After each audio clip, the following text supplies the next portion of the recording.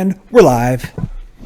Hello, everyone. Welcome to another episode of Half-Rate Heroes on Open for Adventure on Saturday mornings. Woo! I'm Katie Quixotic. I'll be DMing today. You can find me pretty much everywhere as Katie Quixotic, but I'm usually just on Twitter and Twitch. And I'll let everybody introduce themselves and their characters, starting with Carl. Hi, I'm Carl, and I play Lafcadio Whitehorn, the Tabaxi Warlock.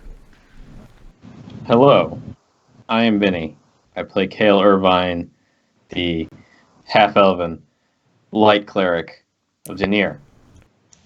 Hi, I'm Casey H on social media, and I am the Hobgoblin, Azamar, Champion of Time War, Impaler of Plains, Heckler, Big Fire Chicken, Shoot, Fight the Storm, Slayer of Shadows, very confused Hobgobbo, Nos the boss of Neverwinter. Hey guys, I am John. I am the Dwarf from Marabar, Master of the Axe, Enemy of the Drowned, Traveler of the Plains, Destroyer of Shadows, Deliverer of Certain Death. I am the Wapham Thunderbelly.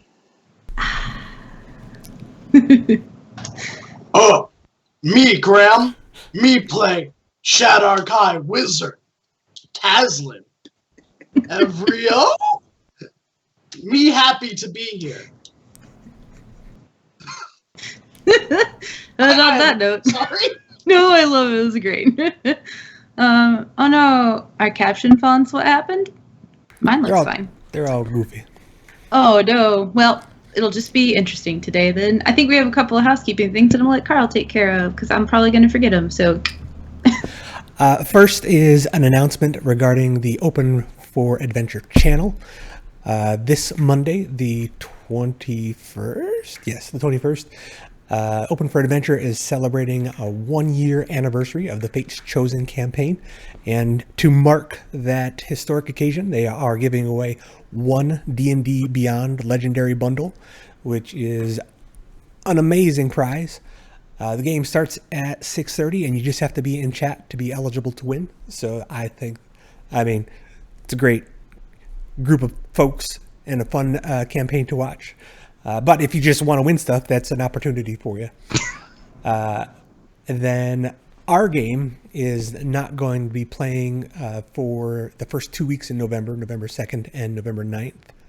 However, on November 2nd, the Open for Adventure channel is doing Extra Life. And specifically, the channel is raising money for the Dell Children's Medical Center in Austin. We have a modest goal of $250 to raise. We'll be streaming all day, so 24 hours of D&D. This time slot will be filled by our very own Graham, who is over there. He will be running a one-shot with his friends from his Friday game. So don't miss out on that. And again, during the collection of streams or games, one of the games will be giving away another D&D Beyond Legendary Bundle. I'm not sure which one, but again, just be in chat and stay tuned for details. And those are my announcements. And thank you, Fool. Everybody has one inspiration from Fool now because he's wonderful and generous and lovely. I hope your power came back on and or your bidding from mobile. I hope you get power soon anyway, though, because I'm sure it's cold up there. Yeah. So I think that's it. Who wants to do the recap? Just get another inspiration? Yes, you did, from Fool. Nice. Haha. Maybe I will make some charisma checks today. Oh, your power just came back. Good. I'm glad. I was worried.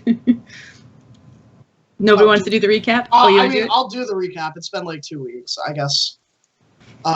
Pick a theme, because I need to have a theme.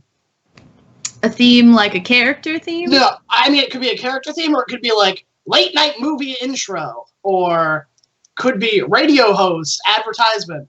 The Tonight Show segment, like specifically the one where he has like he says the answer first and then does the question, you know? Okay, talking is about? It like the old school one where he like walks into music and he's like, ah! Yeah. Okay. Alexa, play Birdland, Volume 8. This is my intro song. All right. Wow.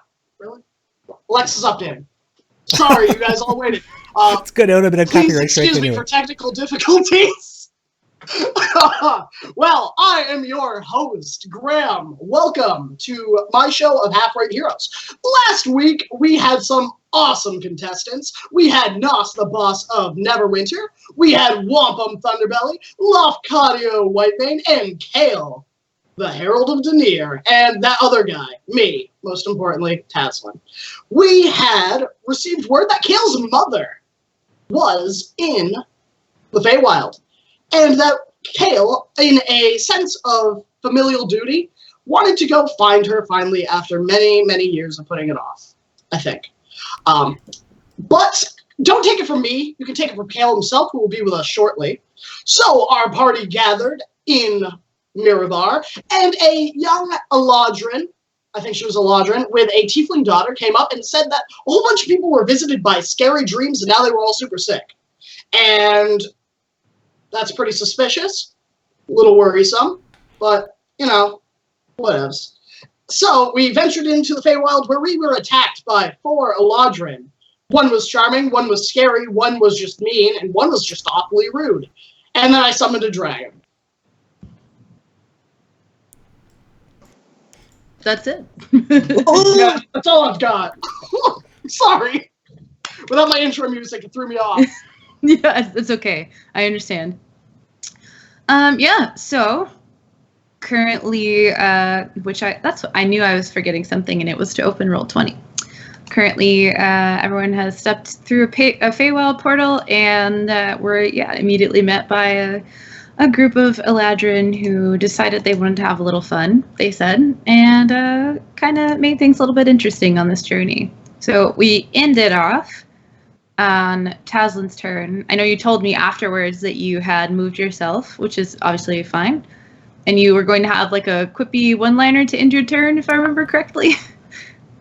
I highly suggest you all surrender before my dragon eats you. That's what it was. That's all I got. So we'll pick back up there, unless there's anything else I'm forgetting. Are we good? Got all of our announcements done? Okay.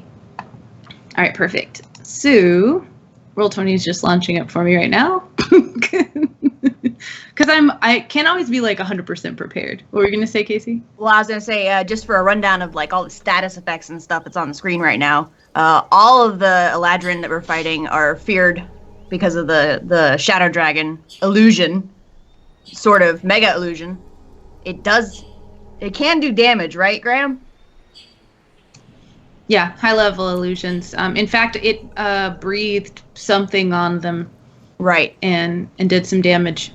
So they all failed that save to be unafraid. I believe that is Lofcadio charmed by the autumn one? It's charmed by someone. Okay. And then Nos is afeared of the winter one. Mm-hmm. And the winter one, their last round, they cone of colded everybody except for me. Yeah, you were just too far away. It was a little frosty. A little cold in the Feywild right now, in the twilight realm of the Fey. Yeah. Okay. So it is the Spring Ladrin's turn now that my Roll20 has come up, and this dragon that another little bit of recap.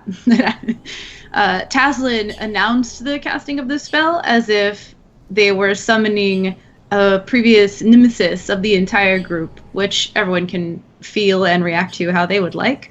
I believe they're aware that it's an illusion, or no, they just weren't impacted by the fear effect, correct? But they are or are not aware that it's an illusion. I honestly don't know. I'll let you decide. All I know is that enemies have to make a save if they can see it, and they're frightened for a minute. I think we got some help from the chat last time regarding the fact that, yes, we do know, like, in our hearts or instincts or something, that it is an illusion. Okay. There you go. Yeah, Your fair. heart of hearts, you are... You're like, Taslin wouldn't in the heart of the actually cards. do this. Yeah. I think he would have told us if he actually bound Neuron Vein soul to himself. So, after everything that's happened, each one of the elves being visibly impacted by the appearance of this large, terrifying shadow dragon, you see it sort of disappear in like a shower of flower petals, being that it's the spring one. And I'm not sure that anyone was actually facing the direction of that one. But if you were, you would see about 30 feet away it reappear and then take off running. Shoop. Good. So that one is no longer within... Yeah, it ran into the trees, so you would definitely have to go looking for it to see it. So it is Lafcadio's turn. So I know I'm charmed, but I don't remember who I am charmed by. I suspect it's the one that's near Wampum, but I don't know for sure. That one started talking before the most of their charm effects were impacting you before the attack actually began. So most of them had worn off, and that was the first one that showed up. I think they did it again, though, because that's why you ended up putting the heart with the chains around it status symbol on that icon. I'm trying to... Let me open up the... Oh, I think it was the summer one that was persistent for you.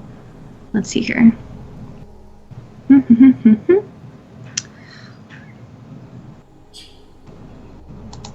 Attributes? Come on now.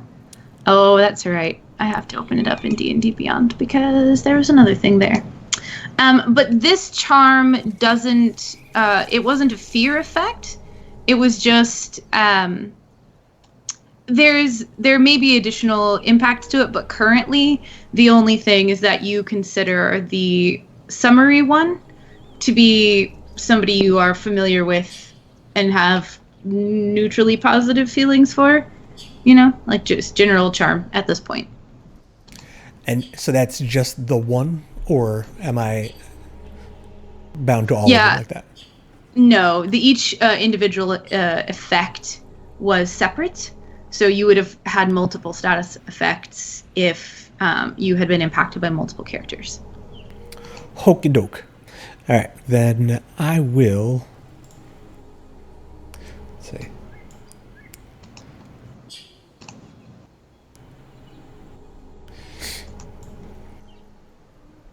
All right, I'm going to use. I'm going to cast suggestion. Ooh, all right. I'm going to. The guy to my north. So I'm not hurting anyone. Mate, we're just here visiting. Suggestion. We're just guests, and it would make sense if you were hospitable to us. And just showed us around. We're not here to cause any trouble. We should be our friends. That's a suggestion. Okay. And they have to make a wisdom save, correct? DC 20, yes. DC 20. This one's probably not going to make it. That'd be a 4. Kind of being still afraid of this dragon kind of behind them, they sort of like look over to you and, oh, well, maybe this isn't fun for everyone. And that's kind of their reaction to that at this juncture. Okay. And I'm going to go run up next to my new friend. Say, that makes sense. We're all friends here. And that's it. That's my turn. Okay. And it is the Autumn Eladrin's turn. And with everything that's happened, same thing, looking mostly at the dragon, not really concerned with you anymore. And disappear as these like golden and red leaves fall to the ground. And Wampum would see this because you're watching, it's essentially like a Misty Step, but they reappear about 30 feet away and then take off, use their action to dash, so they're 90 feet away from you. Good, still in range. Kale, your turn. Well, everyone's leaving. I was going to do a different thing, but Kale's going to I'm still on the carpet, right? Because I flew through the portal on it. Yeah. Mm-hmm. Yeah, you kind of went in and all the way out on it, if I remember correctly. Okay, so Kale's just going to go 60 feet up, which I believe is max speed of the thing, because I'm the only one on it. And I think the little one can go 80 if you're by yourself, but, you know. Okay, I will go 80 feet up Okay. for extra safety and seeing things. And Kale's going to look around to see if he can, like, he's going to try and make sure that the people are actually running away. Okay. Yeah, make a perception check. One is heavily obscured by foliage, and one is slightly less so.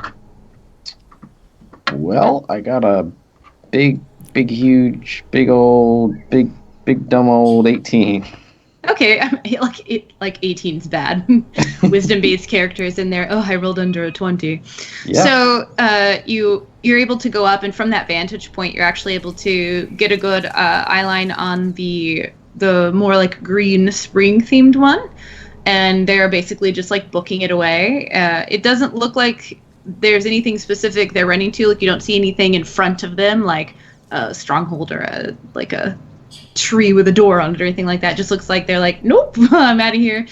Same thing with the other one. You see them kind of making a beeline, weaving in and out of some trees. It's a little bit less dense on this side, so they're easier to see. But similarly, as you make kind of like a glance around your general area, it's in the middle of a forest, just like it is in the material plane. So best guess is that they're just booking it. Okay. That's Back it. to you. He'll spend the rest of his time just knocking frost off his armor from that kind of cold. Fair. And Nas? I've still got the one that I'm kind of afraid of within good line of sight, and I would like to shoo that one away as well. So I'm going to post up and take a deep breath and just do one of my big ol' friggin' roars that sound like a mix between the lion and the bear and a something else. Oh my. Yep. Okay. Is that like is there any kind of character ability that goes along with that where they need to react to it, or is that Potentially an intimidation check, Okay, go for it. which I would be at disadvantage because Fear. Yeah. And you're doing that specifically at the winter. the winter one. Yeah, and I got a 15. Okay. Rawr. Let's go. Rawr. I mean, 15, especially at disadvantage, 15 is pretty good. Let me just...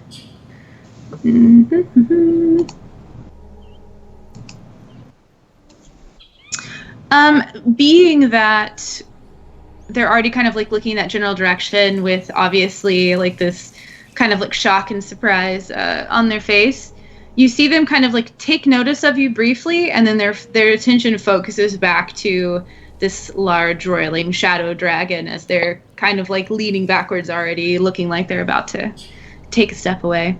Can I roll to get rid of this fear? Yeah. Yeah, that's at the end of your turn, so if you want to move or something, you can do all that too, and then roll to see if that goes away.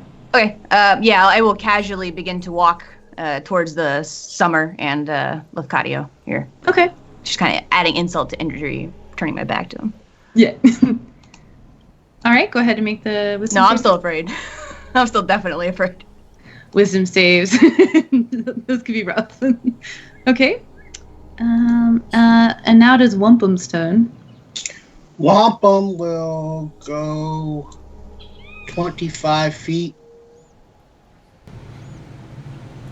closer to the one that ran. And I'm going to throw the blast axe at him. Okay. Go ahead and make your attack roll. You're not going to believe. That's Natural 20. Sounds like the third one in a row, isn't it? Okay. Woo! All right, go ahead and make your roll your damage. Make sure to double all the dice. Yep. D8. That's an 8. Plus 16 plus 7. Okay. That is what, 23. I'm gonna throw it again. Okay. Comes back to your hand. Yep, that's a 13 plus 12, 25. Yeah, little hit. 6 plus 7, 13. Oof. Okay. You throw throw it the first time, and you see it sink deeply into their spine, like right near where the actual spine would be. If it had been like a hair's breadth over, then that could have been incredibly devastating to them from an ambulatory standpoint. The axe returns to your hand. You throw it a second time, and you're able to like sink it deeply into their shoulder. You can tell this one's not as good of a hit. Probably hit the scapula before it comes back to your hand. I believe you have a third attack, correct? Mm-hmm. All right. That is a 11 plus 12, 23. Yep, that hits. 6 plus 7 be 13 more. All right. So with the last throw, describe to me how you fell this creature. The first two throws slowed it down some. He was running pretty fast. The critical kind of tripped him up. He fell, got back up. The third one also the second one made him fall again. He got back up.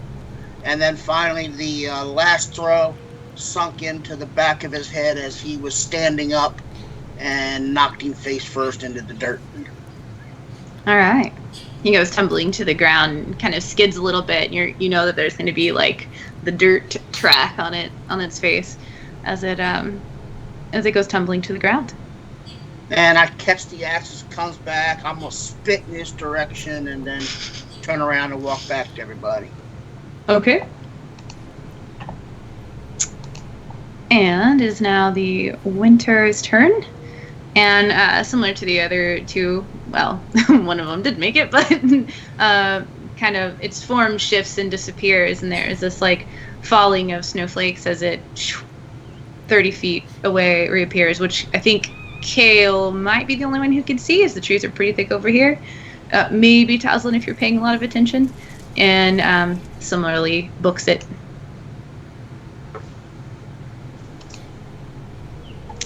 And the summer window is the same thing. And Lafcadio, this one, when its form kind of shifts and disappears, you don't see anything, but you can feel this like rush of hot wind over you as it reappears. This one might 5, 10, 15, 20, 25, 30. It does reappear here and then promptly takes off.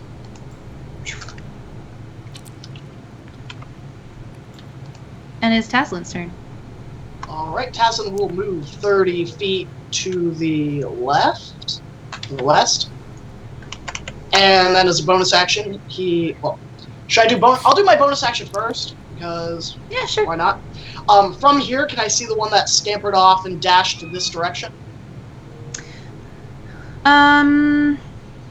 Make a perception check. We'll say this isn't necessarily your action because you're just like running over there and looking for it. You don't have to like search. It's not hidden. It's just kind of hard to see exactly where they're at. So go ahead and do that. That's 12. Following the trajectory that you saw them exit through, you think you see, this one being green and kind of more blending into the natural environment. You think you see it darting off about another 60 feet away from where you are right now. Okay. So I'm going to cast Lightning Bolt. Okay. Straight at them. And I'm going to upcast it to level 7. Okay. And they need to make me a dexterity saving throw of 18. All right. That will be a natural 20. They do make nice. that. Mm-hmm. Glad I upcast it. Yep. So that's half damage for them, correct? Yes. So okay. It is going to do 8d6 damage. Ooh. All right, go ahead and roll that for me. 28 halved is 14. Okay. And then as a bonus action, I'm going to have good old Dragon Boy fly 60 feet over here. Okay. And he's going to breathe another cone of electricity that's 60 feet. Nice. So getting this one alone then in that case? Okay. What does your lightning bolt look like when you cast it from yourself? I think that Taslin pulls back his palm as he's casting this, and there's a almost ultraviolet hue to the energy in his palm before he releases it, and then it's just a flash of bright light that arcs out. All right, sounds good. Go ahead. Do I need to make another save for the Yeah. lightning for the? Okay. They need to make a save. I'm trying to see if it's wisdom or if it's intelligence. It is. I was say I think it's intelligence for this one, which that's better than Dex actually. Huh. Ooh, but only an 11. So Oh wait, no, it's- they have advantage on Oh, magical 18. stuff. Oh, but they would have disadvantage from the fear, right? So it cancels. Either way, they fail, right? Because you're the 18 is the DC. Yeah. But if Okay. they beat it, they beat it. I think they had disadvantage. Well, no, it would. Yeah, I think it cancels it out, so it would have rolled the 11. So Okay. they failed. So they take all 21. Yep. And that's Alright. all I have for my turn. Lightning comes shooting at it from one direction, from another direction. You can tell that each of the hits are solid. It's able to kind of like mitigate a bit of the damage by dodging behind like a tree and getting a little bit of cover, and you can only like glean the side of it with your direct attack. But the like breath weapon wholly encompasses it, and its body kind of jerks a little bit under the like electricity that's that's coursing through it as it does continue running though. Okay. And that makes it... Wait, is there anything else you want to do with your turn? You move bonus action and action, right? Okay.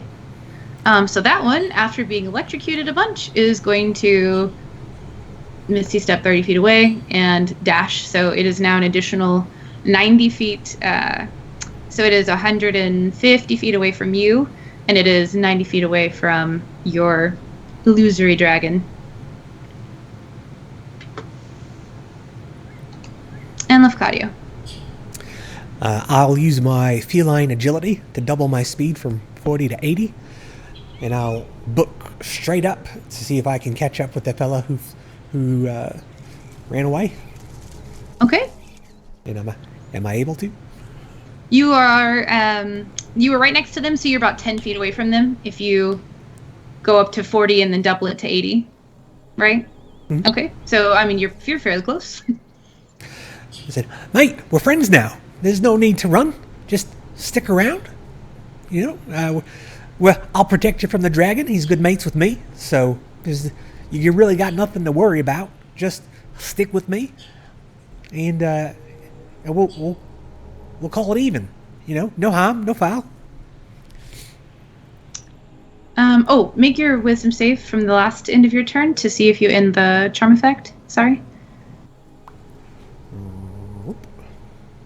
That's a natural one. Nope. Okay. So you're charmed by it, and it has it only has disadvantage against the dragon, right? Does it give disadvantage against your allies too, Graham? Graham's frozen. For the dragon, anyone Yeah. that was frightened of it has disadvantage on attacks and has disadvantage on skill checks while the dragon's in sight. Okay. So they go ahead and make a persuasion roll with advantage, Lafcadio, since it is still charmed, or suggestion to be friendly to you.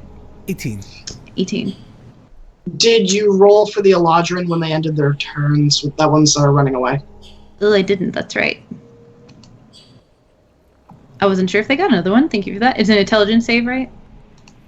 Let me check. Wisdom failed saving. it. Wisdom Oh, saving wisdom. throw. Yeah. It still would have failed it. Okay. So. Okay, so they can only repeat it if they don't have line of sight to it. Okay. Yeah, this one, they're 80 and 90 feet off Yeah. the map, so they're running the other way. It's like in mid stride, and you come running up behind it, and it like looks over its shoulder and kind of slows down a little bit. You're friends with that. Not exactly friends, but it is subservient to us.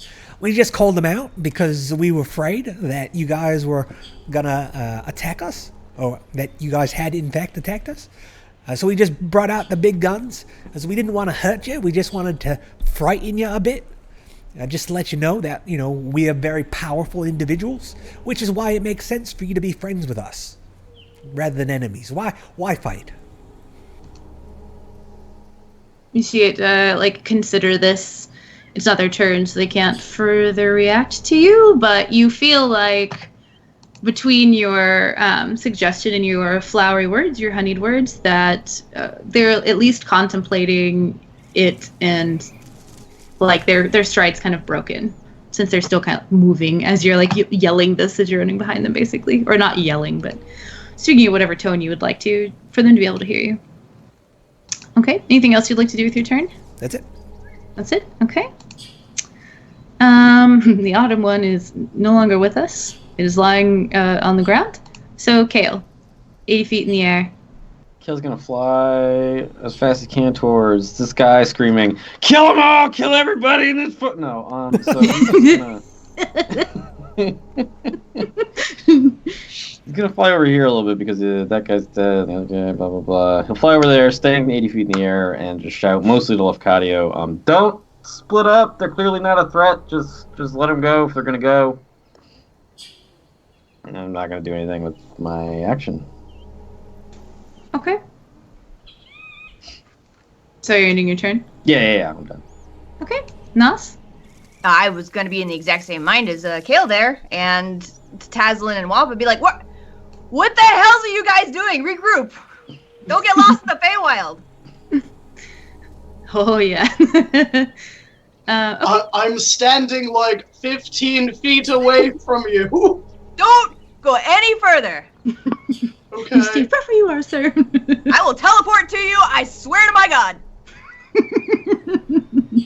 So help me, Timora. I love it. Nas, the mom of the group. Okay, so that's all you're doing with your turn? Yeah. Wisdom save? He's no longer in my line of sight, so... Oh, so you're probably good at that point. Yeah. Okay. All right. Wampum. Wampum comes strutting back into the middle, singing his little song.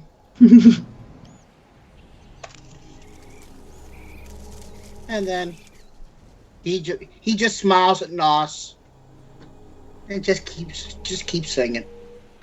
You have fun? Yep. I love it. Okay, end of your turn?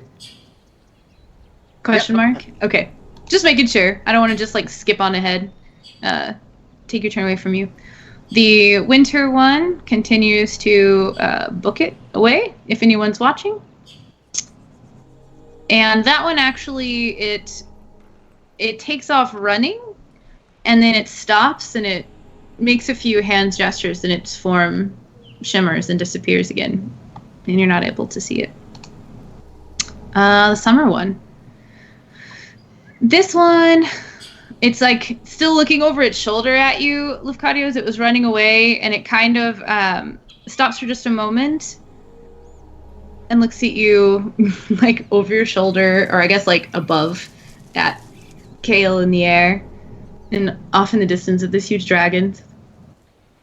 So, truce? Oh yeah, sure thing, mate.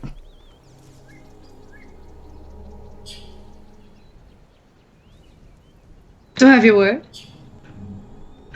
Absolutely. It's got its hand out as if it's ready to shake yours. Oh, okay. Very well. And it kind of looks over off to the left in the distance at something. Very well. And at this juncture... Well, okay, I'll let you go ahead. Tazlin, your turn. Tazlin's going to make, as a bonus action, the dragon continues 60 feet, and he's not actually going to fire the cone at the fleeing one. He's just going to keep scaring him off because he knows he only has about 30 more seconds of this. Gotcha. So Okay. he's going to start purposely missing it, but driving it farther and farther away for the rest of the duration unless someone hits him. Okay. And then as an action, He's going to go right up to Nos, and then he's going to use his Ring of Invisibility. Hide. Exactly. That's all I've got. Okay. So as you're walking away, are you going to watch behind you to see what the Aladdin creature is doing as it runs away, since you're kind of like intending to scare it off, or are you kind of done with it now? The one to the west, spring one? he's not worried about. The one to the south, I don't think he had a visual on, and now they're invisible. So Taslim's idea is he's going to be invisible if they're going to be invisible, and then when they come out of invisibility to cast a spell, he's going to counterspell it. Got it. Okay, good to know. All right then. If anyone is watching the spring one as it is making its escape, then it acts similarly to the winter one and makes a few hand gestures, and its form shimmers and disappears. And this time, anybody with line of sight, probably Kale would be the only one, being 88 feet up in the air and having kind of been able to track it before. You don't see it reappear anywhere else. So, is anyone going to continue to intend to pursue the remaining ones that are fleeing? Wampum took care of his. Okay, yeah, that's what I kind of figured. So we don't have to necessarily be in combat order anymore. I'll go ahead and we'll do your turn, Lefcadio.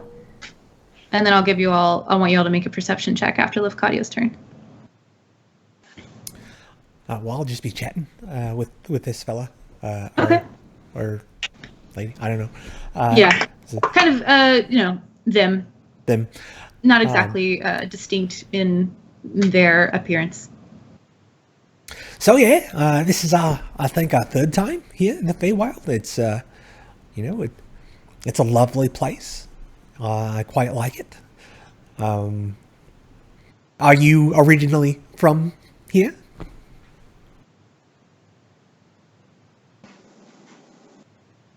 I believe so. It's been a long time. Yes, I was here first. I travel a lot. Weather's quite pleasant. It can be. It usually is. So just idle small talk. Talking about the weather. Okay, I got it. I love it. All right, everybody go ahead and make a perception check. And 16. Okay. Natural one. That's fair. You're chatting. 26. That's a 14. Wampum beat us passive by 1, 24. Nice. So, Wampum, Kale, and Nos, just because movement out of the corner of your eye, or maybe even a little bit of like a glimmer of light that catches your eye, you snap over to where the autumn looking creature had fallen, and you see two tiny little figures with a little bit of light around them. One kind of lands down on the ground, or is at least hovering near the ground near one, and there's this like gentle glow that starts to emanate from it onto the autumn-looking creature, and you see it start to stir a little bit, and then the other one, its form that's kind of like shimmery and bright kind of shifts a little bit, and it's almost like there's a bit of like glitter that falls from the air around all the three of them, and they disappear from sight.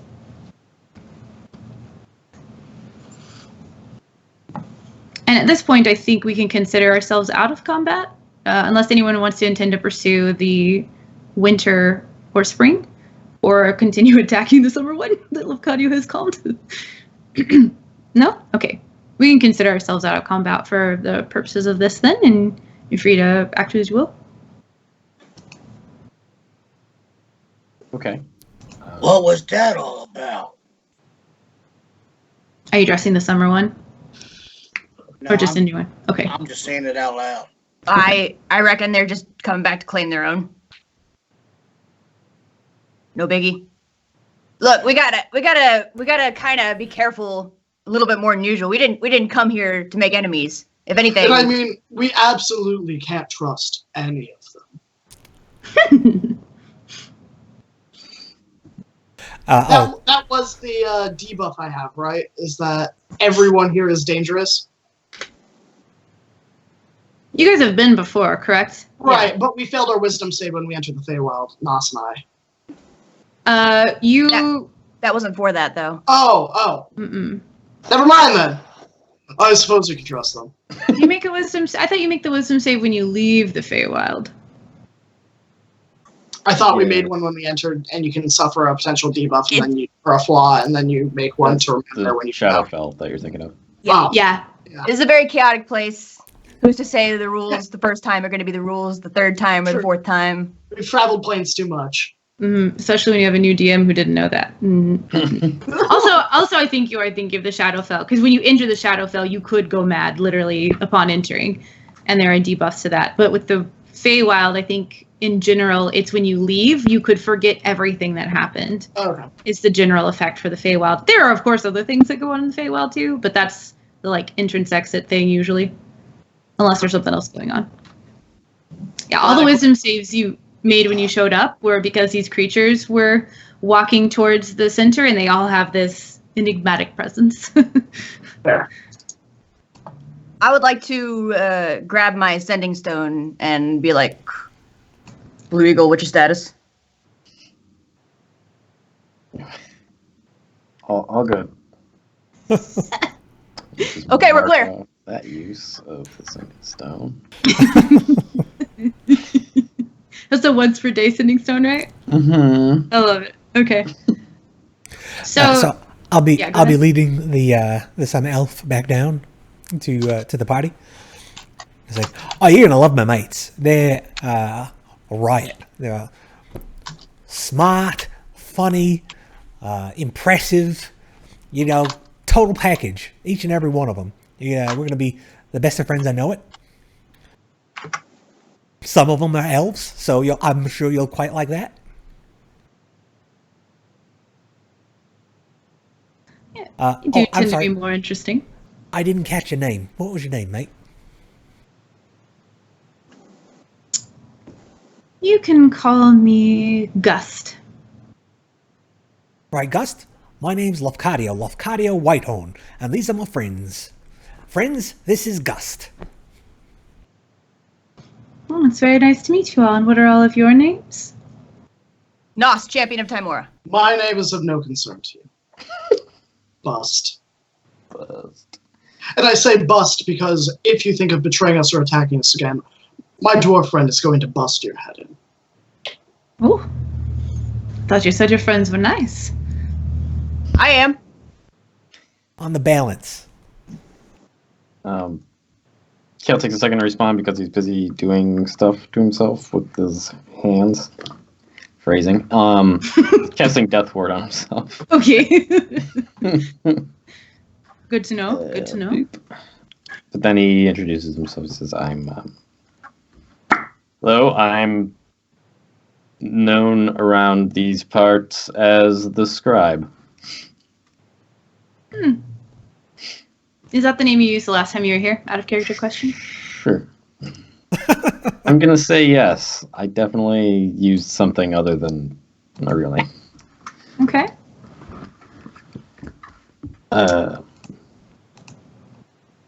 Pleasure to meet you, Gust. Except not really super pleasurable because you attacked us on sight, but that's in the past. Why do I got to bring up old shit? So We weren't going to hurt you. I got Cone of Colded. yeah, he killed You're him. fine. He rips some frost off from his beard and throws it on the ground. So, sure. We're looking for, and then he says the name of the city that he remembers, but I do not. There's a name for it. Mithrendil? Mithrendain. Mithrendain. Dang it. I was like, it's not Mithrendir. That's what I want to say. Mithrendain. Mithrendain. Okay, yeah, we're looking for Mithrendain. Could you maybe point us in the right direction?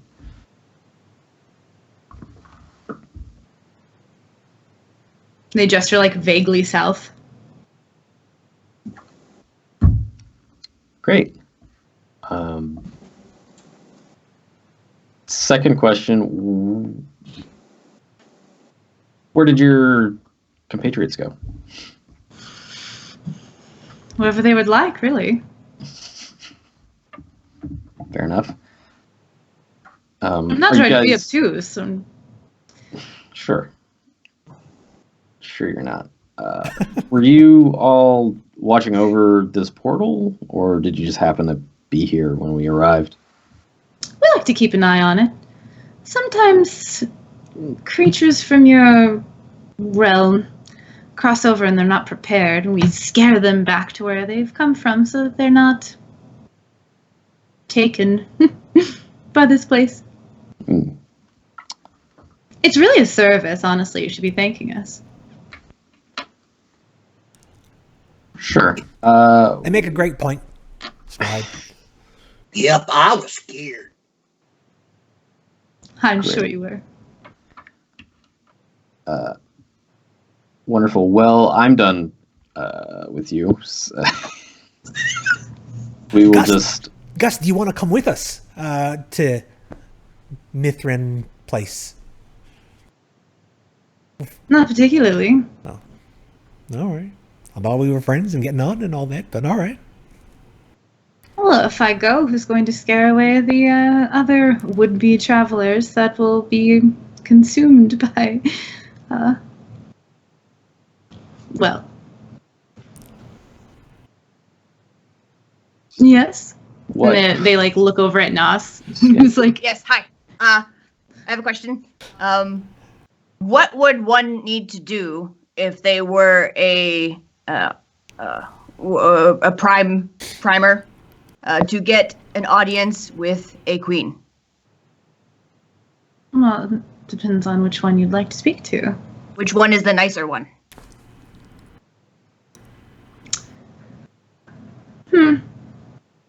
Guess that depends on what you want from them. How familiar are you with this realm? Me, not at all. That guy, though, and points to Kale, he's all right. Oh, he practically knows everything. Interesting. Tell me what you know of the wilds. Can I make an insight check to see if this guy has like an intention of betraying us, or is like trying to glean information Sure, yeah, go ahead. to manipulate us further? Just ask us to tell them everything we know. I mean, yeah. About the wilds, they did follow up. It's a nat 20. Nice. Woo! Oh, yeah. So, Fae are fickle, mischievous creatures. It's difficult to glean what their ultimate goal might be by reading body language, like tone cues, facial expressions, things like that.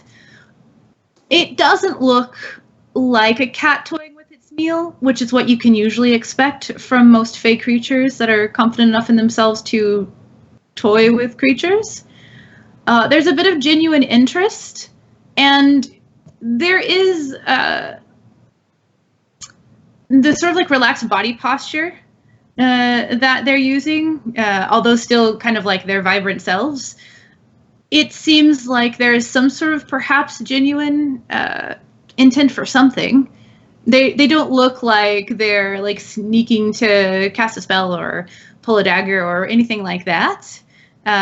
So there's like curiosity and some sort of like genuine intent for something. Go ahead. I'm gonna put my hand on Kale's shoulder to kind of like stop him before he opens his mouth, knowing that he does not like this situation or these people.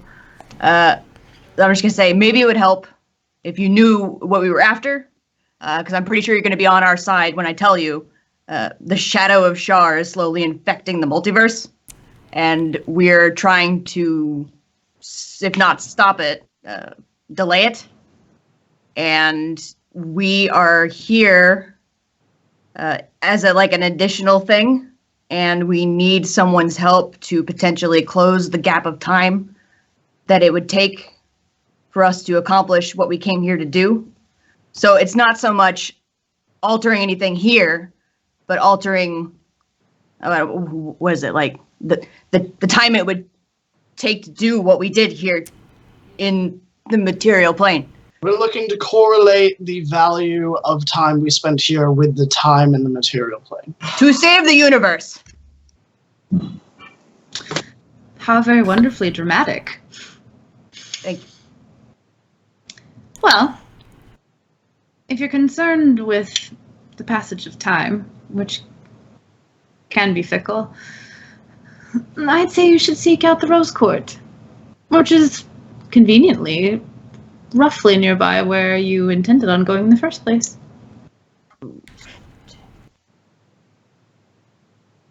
You're such interesting creatures. You seem to know much more about this place than any of the others that come through here. I assure you, I know nothing about this place. Well, you didn't seem to know that much necessarily, but in general. Yes, I'd say the Rose Court for you. They're the most helpful. They have a little bit less fun. Can I get a read on my friend here to see whether or not they are being earnest with this endorsement of the Rose Court? Sure, yeah, make an insight check with advantage. Being that you have them kind of 17. placated. So reading a fey creature is a little bit different than a normal creature, probably. Or you can at least assume that they're always they don't have like strong allegiance to you. Their natures are very chaotic, but they have a really relaxed posture. They don't look standoffish. They looked like they were genuinely contemplating the question of where to go. And there was a little bit of like, they don't have any fun, which kind of gives you this impression that whoever or whatever this place is, they might be more genuinely helpful and less inclined to kind of cat-like toy with you. Although I would say that you probably aren't necessarily familiar with what the Rose Court is. It's like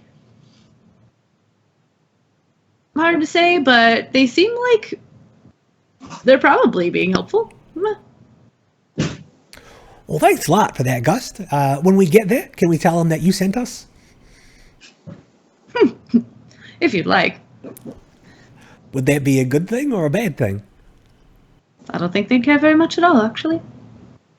Or anyone we should ask for in particular? Well, if you're looking for an audience with someone important, perhaps the Shining Princess. The Shining Princess or princes plural? Shining Princess. Gotcha. Right, the Shining Princess of the Rose Court. Very well. She does seem to care for lesser creatures in general. Not to say that you're a lesser creature, although you are. Shall I convey your warmest regards? Are you friends with this Shining Princess? I doubt she's familiar at all with who I am, but if you would like to. It definitely won't hurt. Well, probably. All right. So I'll look to Kale and say, well, it's been nice. And I'm looking at Kale to see if he has gotten all the information he wanted to get. And then if I get the sense that that's what he's got, okay. Then I'll, again, put my hand out. It's great meeting you, Gust. Keep up the good work. Yes, very nice to meet you. All of you. And they bring their hands up. And I know you had intended on counterspelling something, Taslin, so if you would like to try, you can. I mean, I'm assuming they're going to Misty Step, so I'm not going to bother counterspelling it. There is like a similar planal sort of feeling to the spell, but it doesn't look like it did before, but they do disappear from view. Yeah, Taslin wouldn't bother counterspelling Okay. on that. And you're on your own, and I believe your dragon has faded. Yeah. I dropped my invisibility from the ring. Oh, that's right. You were invisible that whole time. This entire time, Taz has been glaring daggers and no one knew it. Okay. Great. That was useful, I guess.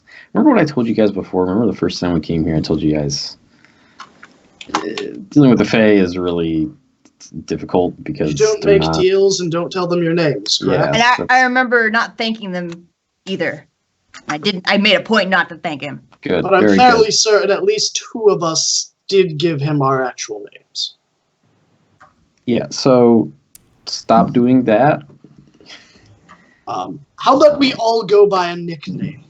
We have Scribe for Kale. Well, hold on. It's kind of a personal mission / goal for people to know me. Why? Because in the Feywild, they can control your actions and your very fate by knowing your name and force you to do things you may not want to do. Like betray your friends, for instance, or murder a village. Because that's the way the Feywild works. Sort of, he's pretty much on the mark. There's a names have power. There's actually a school of magic dedicated to exploiting that power called onomancy. But I know that true names are a thing. That's a big deal, actually. Way north. and south. But this isn't my true name. I don't even know my true name. Okay. Great. Then keep it up. Say what you were saying. Great. Thanks. Right. Were there any other? Because, again, I know that I don't remember our first trip here. I know that there were notes kept, and I referred to those notes. But just to be super safe, what are the things that we should and should not do? Don't give up your true name. Don't thank them for anything. Don't say thank you. Don't accept any gifts. Don't eat the food or drink the wine. That's Full pretty disclosure, much it. that probably won't happen either. Yes, I was about to say, full disclosure, if someone hands me wine, I'm going to drink it. All right. Well, Tazin, you'll probably be fine because you're elf-ish. The rest of you do it. I don't know why I'm listing any of this stuff anyway. It doesn't matter. You guys will do whatever you're going to do. It's not a big deal. Let's walk and talk, or float and talk. Oh yeah, In a vaguely southern direction. Yeah. Get on. Are the rugs wet now that we went through the water? So as you pass the portal, there was that sensation of pressure, and you had the distinct feeling of being in water, it's different than air. There's like the pressure all around you, and it pushes against you, and you didn't feel inclined to breathe. And there was a bit of dampness to it, but it wasn't like dripping necessarily. Okay. So it won't be unpleasant sitting on the rugs. I mean, that's up to you, but it's not overly wet. I pressed to digitate the moisture out of the rug. Mm-hmm. Yeah, you could easily do that. I don't know why I didn't think of that. That's where you were going. Testing it's on the rug. Alright, on a rug? Do you adopt the same seating arrangement as before? Sure. Wampum strapped in? Wampum strapped in, and he grabs his normal tassels. All right, handlebars, got it. So you are currently, the real world equivalent of where you are would be roughly around Larkwood. You have been given the sort of general direction of where the high forest would be, and when the creature you were just speaking to gestured south, it was a little bit more southeast. So you have the general idea of, you think, where you should be heading. If you'd like to kind of just like above the canopy pursue. Is there like a leisurely pace that we could go at wherein we could maybe get a short rest while just sitting on top of these rugs, or would we have to stop? I think that's kind of one of the advantages of something like a rug is you can just kind of chill, and you are giving it like a general mental direction, but that seems like a really passive activity. Like if you're having to like weave in and out of something, so if you go like through the trees, then you're having to actively navigate. I would say that the person driving wouldn't be able to, but if you go around them through like a clearing or you go over the canopy, then it's kind of like go that way. And So what you're saying is that our rugs have cruise control. yeah, well, yeah, essentially. Well, like whoever's driving still has to kind of like go that way, but that's a really passive thought. So yeah, I guess it could have cruise control. Yeah. Nice. All magic right. items. Then I'm gonna roll some hit die while we're traveling. Okay. I will roll some hit die as well as use Arcane Recovery to get a total of 8 levels of spellcasting back. Yeah. Okay. So I'm gonna get 1 8th level spell back. Okay. Is that the illusory dragon spell? Yeah. Yeah, I like the first spell you cast of like the whole day besides water breathing. Oh yeah. My thought process was go big or go home, and I didn't want to go back to the material plane. Sure. That's fair. So tell me about what you do during this downtime activity. I would say even the drivers would be able to do like mundane tasks if you have like little crafts that you make and stuff like that. Depending upon what you do. So what do each of you spend this sort of downtime doing, and how long are you going to be kind of in downtime mode as you're heading the general direction of this forest? Tassin will be looking over the rug for interesting scenes going on down below. Okay, make a perception check. My passive is 17, Mm-hmm. and then Rug suit cruise 15. Okay. So as you all kind of like lift up and go over the canopy and start taking your like normal speed, leisurely pace in the general direction of your destination, you are watching the ground below, and you see like these beautiful trees in this twilight setting, and everything's very I don't think the Taz will necessarily feel like nostalgic for this place, but there is this sort of like really peaceful, serene scene below you that if you didn't know anything about the Feywild would seem incredibly inviting. So it's like these beautiful trees with draping branches and big leaves with beautiful colors on them. There are like vines drooping out of some of them, and there are little woodland creatures skitting around. You do see like a circle of mushrooms at one point as you're passing through, so like a break in the canopy. Just like general foresty type stuff for pretty much as long as you're passing over the top of the forest. Was there rail sting? I'm gonna talk like usual during downtime. Yeah, if you don't have anything special that you're doing, then that's fine. So like if you're taking a short rest and you would like to do something in, like particular with your short rest, let me know. And if not, then let me know when you like what your plans are, I guess, for this travel. I'm just following the Kale Coppet. Okay. All right, Kale's in charge. Is what you say? Would you say Wampum? Wampum is like that first-time girl on the back of a motorcycle with, holding on for dear life, and the hair is flying all over the place, the beard's up in his face, and he's just holding on. So are you, when you're holding on, are you kind of like avoiding looking over the edge, like kind of just like staring at the carpet in front of you? What's your kind of general posture during this time? Yeah, I'm hold on, and I'm face down, hair all over the place. Okay.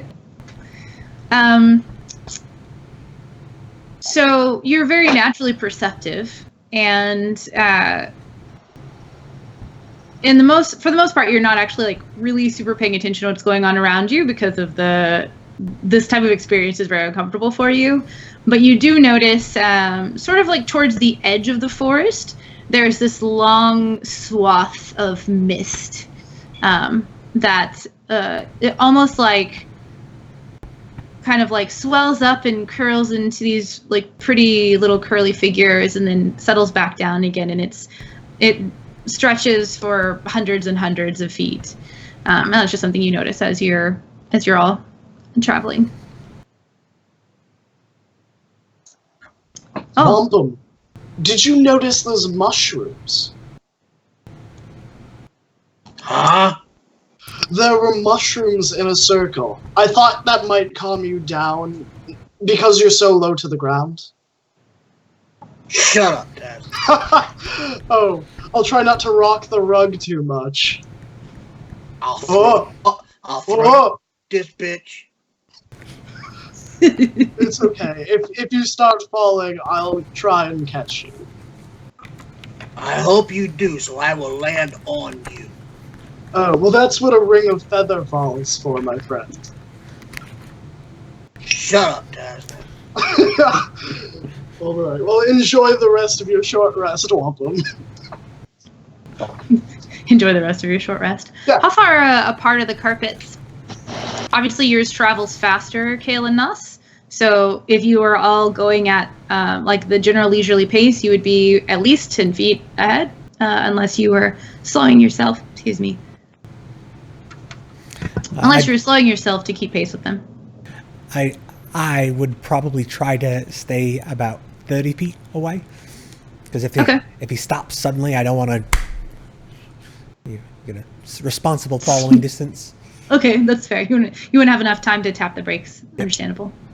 So what are you talking about while you're traveling, Nas? You and Kale are far enough away that they wouldn't necessarily be able to hear you if you wanted to speak quietly? It's whatever, but I wanted to apologize for earlier. It was not my intent to imply that your suggestions and instructions were useless at all. There is something about being in a place that I don't go very often and experiencing things within it. I remember I have eaten food here before, and I have drank some drinks, and I do remember that the drinks that I drank were like amazing. And if I had the opportunity again, I would love to take it. So it wasn't like your knowledge is not going to be used. I didn't mean to be combative. I just got out of a fight, so I was in that, mood. That's fine. I guess I didn't mean to sound like I was annoyed, even though I probably am. But I honestly, I've spent so much time trying to make you guys do things that make you guys not do things that you're gonna do anyway. I should know right from the get-go that it's a futile attempt, and I'll just do my best to make sure we keep moving forward, regardless of what mistakes any of us make. Because I'm not the type of, I've made all sorts of mistakes too. So it's silly of me to try and tell other people, act like I always know best or something. I guess to expect us to follow those directions, because you told me several times that you don't want to be the guy that tells people what to do. So first of all, I've been trying to do that. And then second of all, just because we don't follow your instructions doesn't mean they are useless. It's good to know what we're up against so that we can make educated decisions on what to do. And we do. I do. And I think Wampum does too. I really do. Don't ever tell him that I said this to you, but he actually does respect you quite a lot. We definitely have different wants and perceptions of the world around us than you. And that's probably the reason why you ought not to expect for us to follow a course of action that is predictable to you, because you don't think like us. But that's also why I think we make a good team, and why I think you're integral, is because you don't think like us. We need someone to fill in those holes.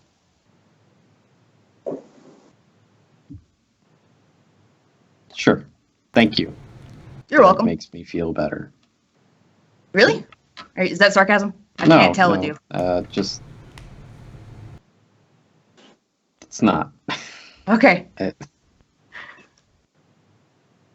I had something else that I wanted to ask you. It's cool though if you don't want to answer or whatever.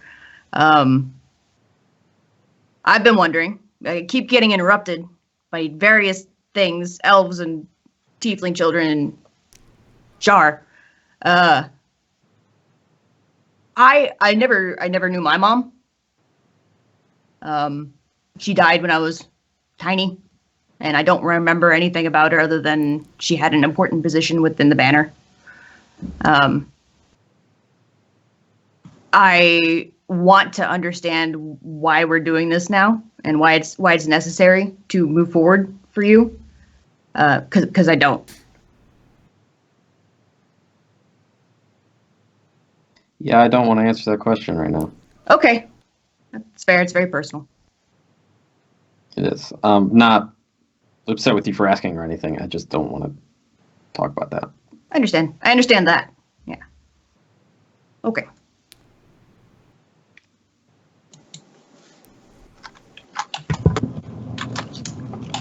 How long do you all continue to travel? Are you just going to kind of make a beeline for the big forest and then kind of see what happens?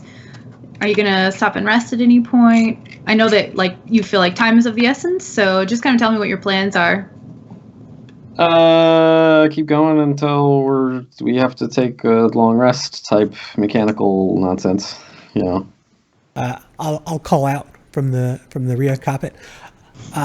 Mate, can we make a pit stop? Sorry, I should have went before we left. I know, but I didn't. So here we are. Kale will say, "No, we gotta make good time." No, yeah, we can. Of course. Why didn't you go when you could have gone? Typical dad response. Use a flask.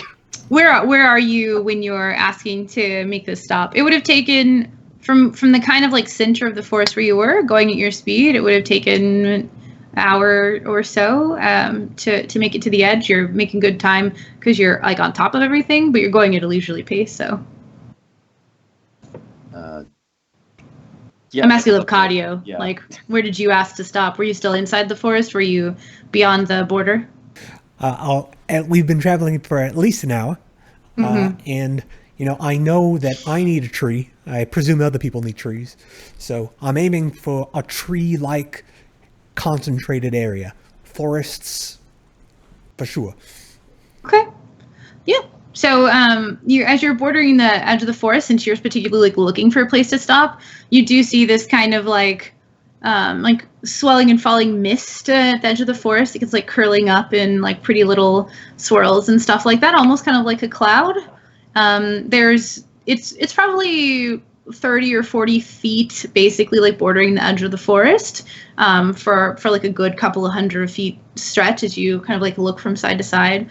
So you could stop before that inside of it, or on the outside of the edges of the forest, depending on whatever seems best for you.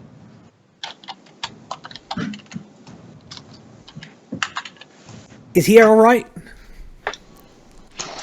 You should probably ask the tree for permission first. You just tell me where you put it. You put the carpet down. You're in control. You're driving. All right. Well, I'm guessing Kale is all right with me peeling off. So yeah, I'll pull down and aim for some trees and some privacy. Okay. So are you going to go ahead and, since you're looking for privacy, are you going to go ahead down towards the edge of the mist and kind of head in there, a little bit more obscured, or are you going to stay inside the forest or go outside of it?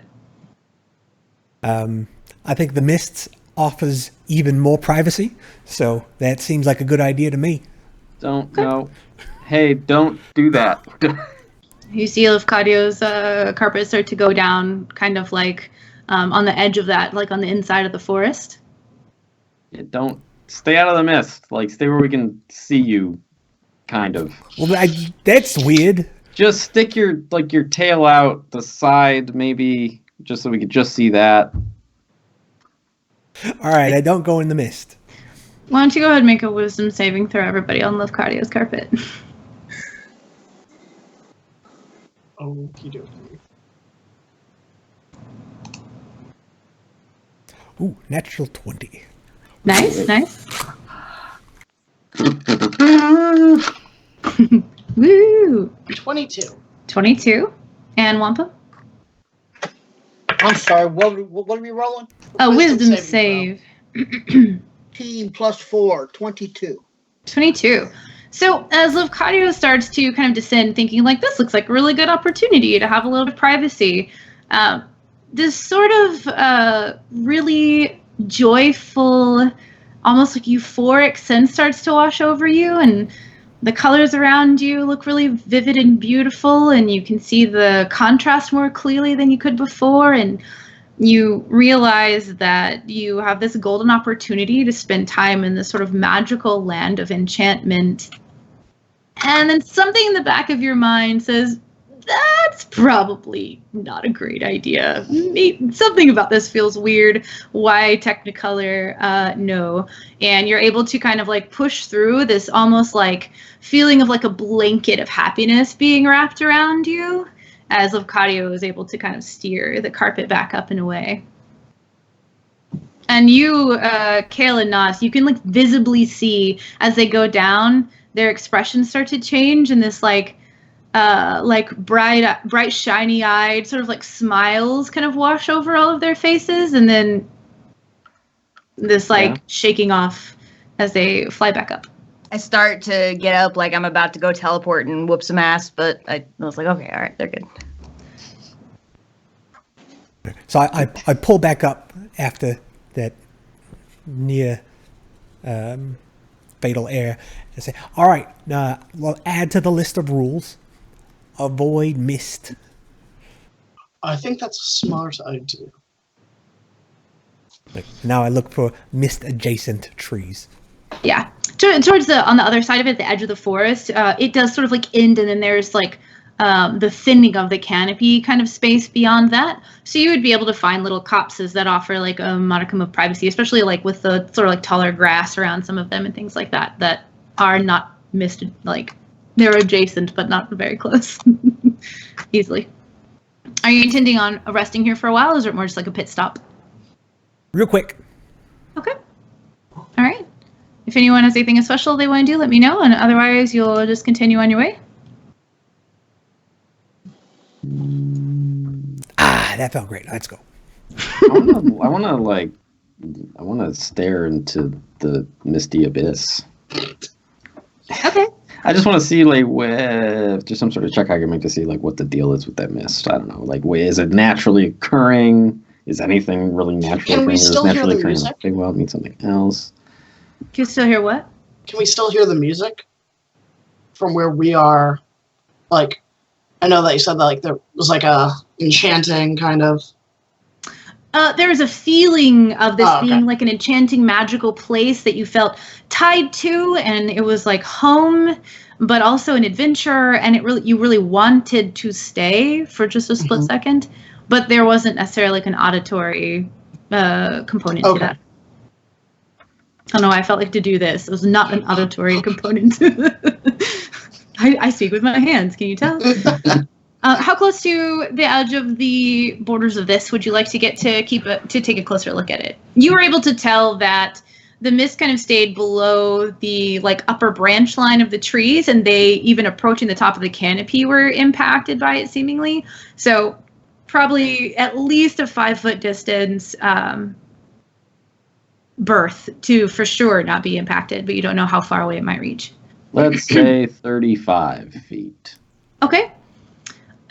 So are you wanting to determine if you've heard of this before, like with a history check? Are you wanting to do like an arcana check to see if you can determine like a magical nature to it? Do you want to do like a nature check to see, you said you want to see if it's naturally occurring?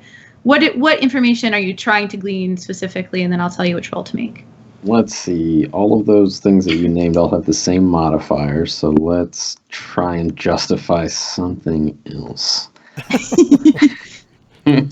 How about, how could I justify investigation? Like, Are there any critters like coming out or going into the woods? Is there any? Does the wind change at all? Are is the plant life affected by it in any way? Something like that. Okay. Yeah, you can roll an investigation check, and you'll get general knowledge of like what you're looking at and what your existing knowledge might impart to you to infer. All right, I got a 19. 19. So you make a wide berth around this this sort of like pleasantly swirling mist. It's almost like clouds on the ground that are being buffeted by a really gentle wind. You start to watch it for a while. Clouds are normally associated by changing, or like fog and mist is normally associated with like changing of temperature, overnight cold to like the morning sun. There's not necessarily like a drastic change in temperature here. The sun doesn't rise or set, it's always twilight. So that's interesting. The Fae is a weird place, so mist could totally be naturally occurring here.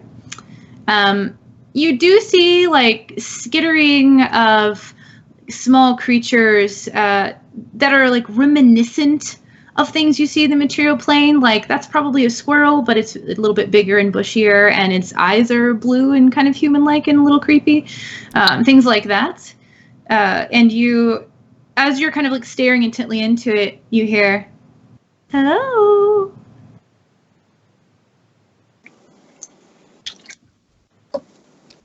I want to leave, but I don't, though. Are you visiting?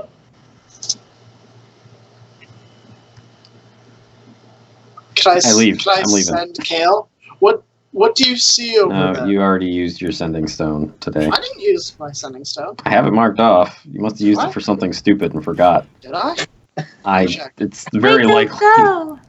Oh no. Nope, I'm going. I'm leaving. You're no. I don't I like still have a charge on D&D Beyond. I probably used it the day before we left, when Taslim was drunk. Okay, well then, what are you sending? He's just saying, "What do you see over there?" Nothing. Let's leave.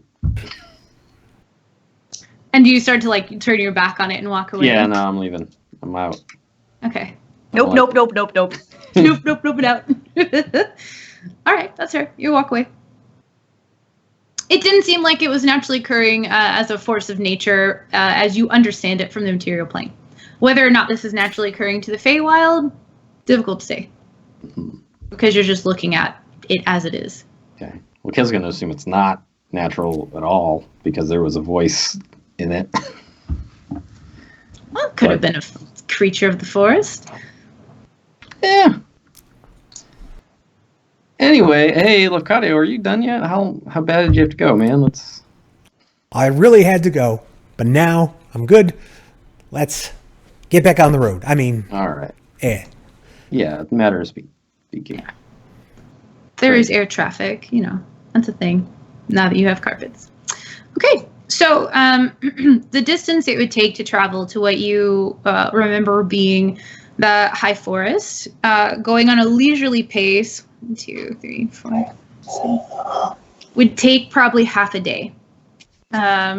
Maybe a little bit more. Half a day, like from a 24-hour perspective. Like if you're thinking of time as it exists on the material plane. Hard to say exactly how long it's going to take while you're here. But as your body's experienced the passage of time, that's how long anyone with like general map knowledge would guess that it would take. It was a little bit after midday when you left. It took about an hour and a half to get to the little like portal thing that you went through. Then you stopped, had conversation. It's been another hour. So it's getting on towards like 4 or 5-ish dinner time right now. Is your choice whether you continue to go on like all the way through the night or at what point you would like to stop. I would like to stop right now. On the edge of the forest here? Okay. Have your long rest here? Yeah. Okay. Guess. What do you eat? Well, it depends. Hey, are we staying in a magnificent mansion tonight or not? Well, the thing of the matter is, You could just say yes or no. I don't know. I've got one. I can use this one more time. Do you want me to use it tonight or save it for later?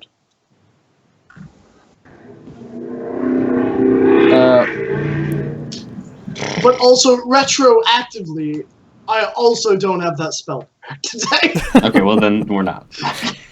Because I also didn't prepare to make a... Well, it's been so long since we roughed it out in the great outdoors. Are you two fucking serious? We came into the Feywild without preparations of where to stay? I prepared a dragon instead. You're welcome. It's fine. We'll just find a nice spot that's up against a hill or something, very defensible. I'm sure you and Wampum can figure something out in that regard.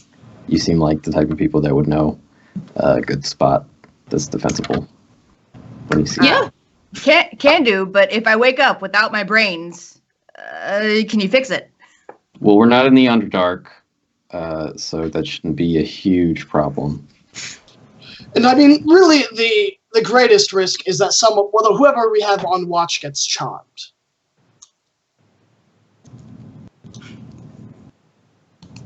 I just let that hang in the air for a second there.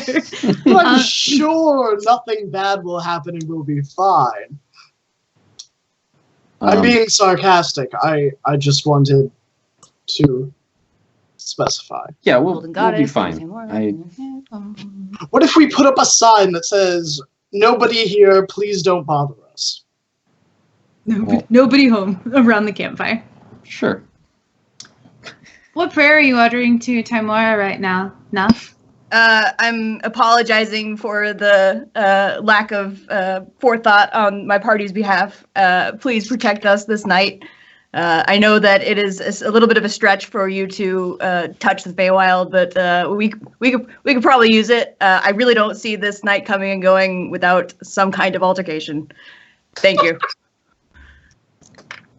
When you speak to Timora, do you usually think of it as like a religion sort of thing, like it would typically be? I know Nas is like kind of approaches the relationship she has with Timora a little bit differently than like a cleric typically would and such. So what do you think?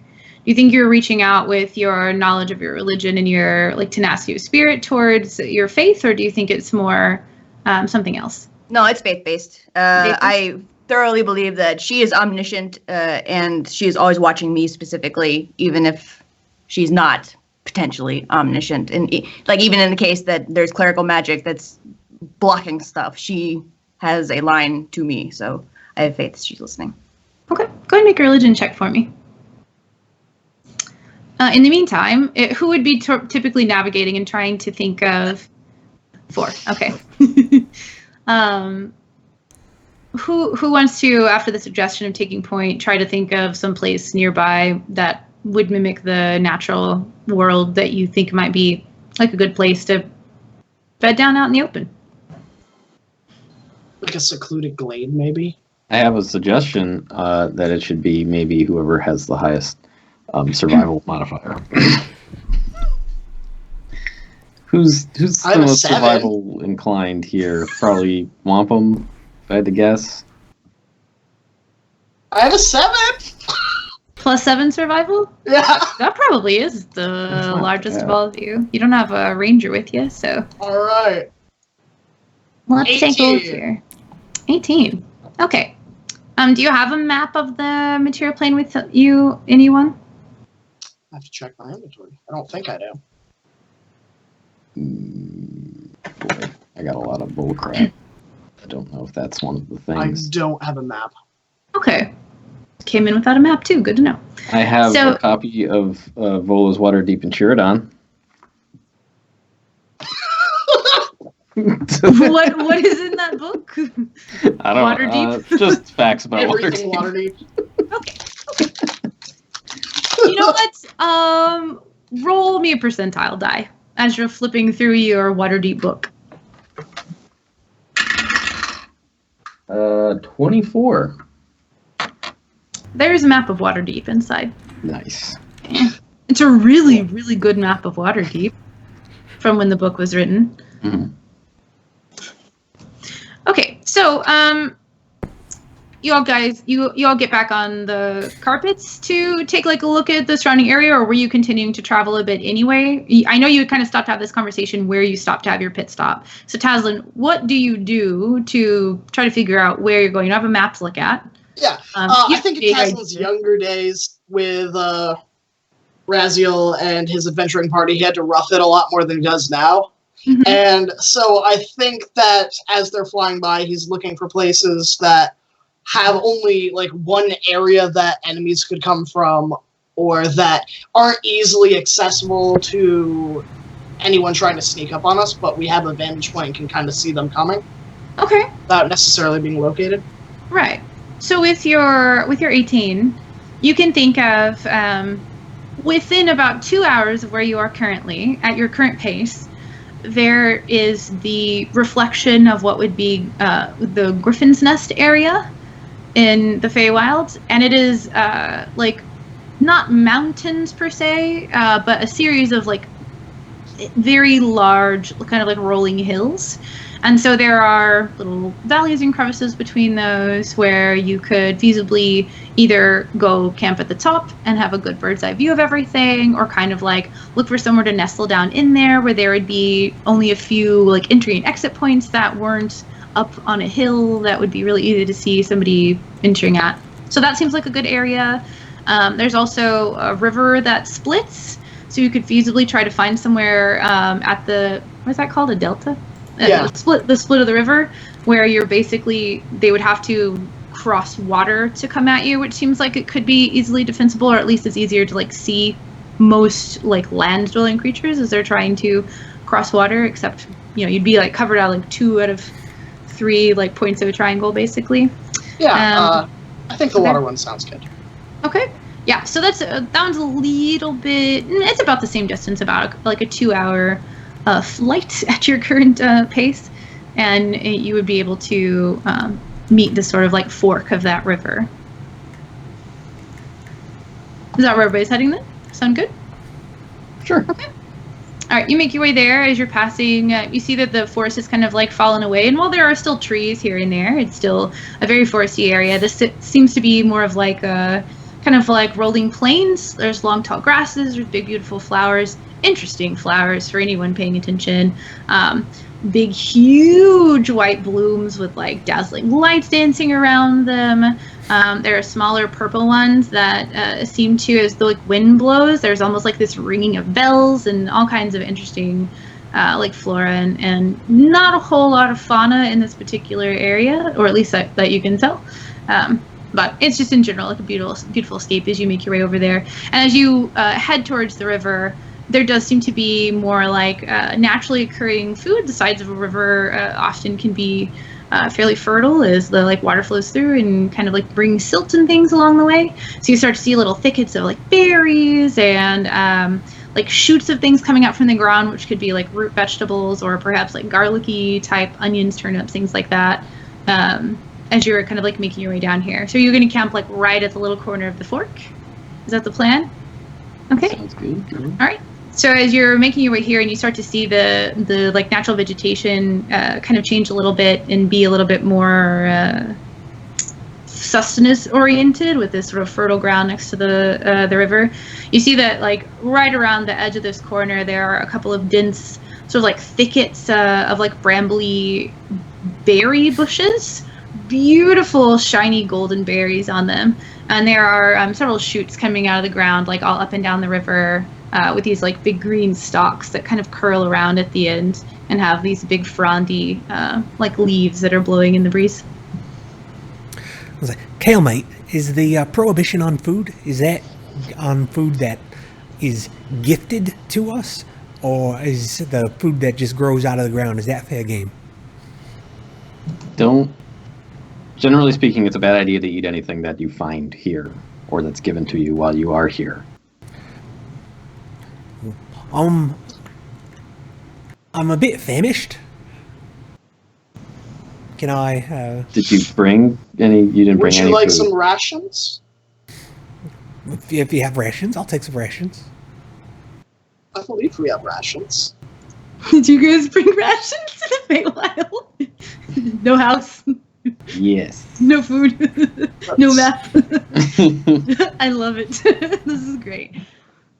And to be fair, as like powerful, experienced travelers, you're making it as far as you are because you are already so awesome.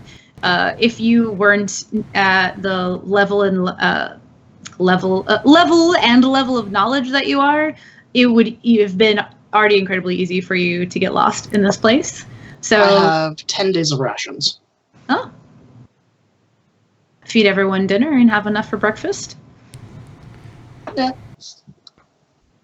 Great.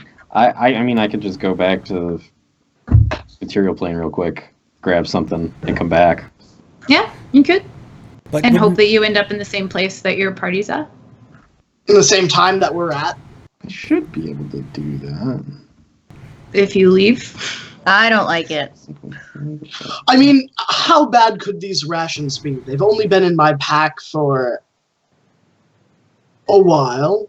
Since you've met your friends. Since I met you all. They're very stale. It's dried meat. That can't I've got be some bad, right? trail mix.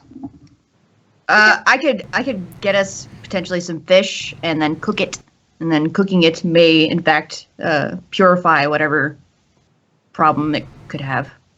All right. Well, look, I'm gonna eat my trail mix.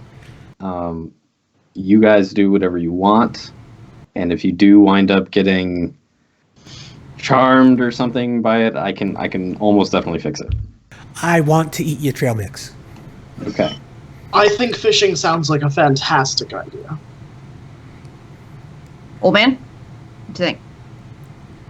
Wampum is already kind of eating the rations that he brought with him. They're already turning him into a squirrel. How are you going to go fishing, Nas? What do you have with you? With my glaive. Okay, spear No, fishing. actually, yeah. And I actually have javelins. Those might work a little bit better. Okay. So yeah, I'll get a shallow part of the land and then go for it whenever I see one. Okay. Has Nas ever been spearfishing before? Let me think.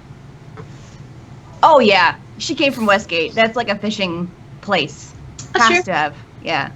Yeah, big water economy there. So you know, and many people might not know this, that the image of your javelin below the water is slightly distorted from the image above the water. So you know that a true strike aimed as what you see would be incorrect, and that you have to compensate for the refraction of the image in the water. So you don't have to roll at disadvantage.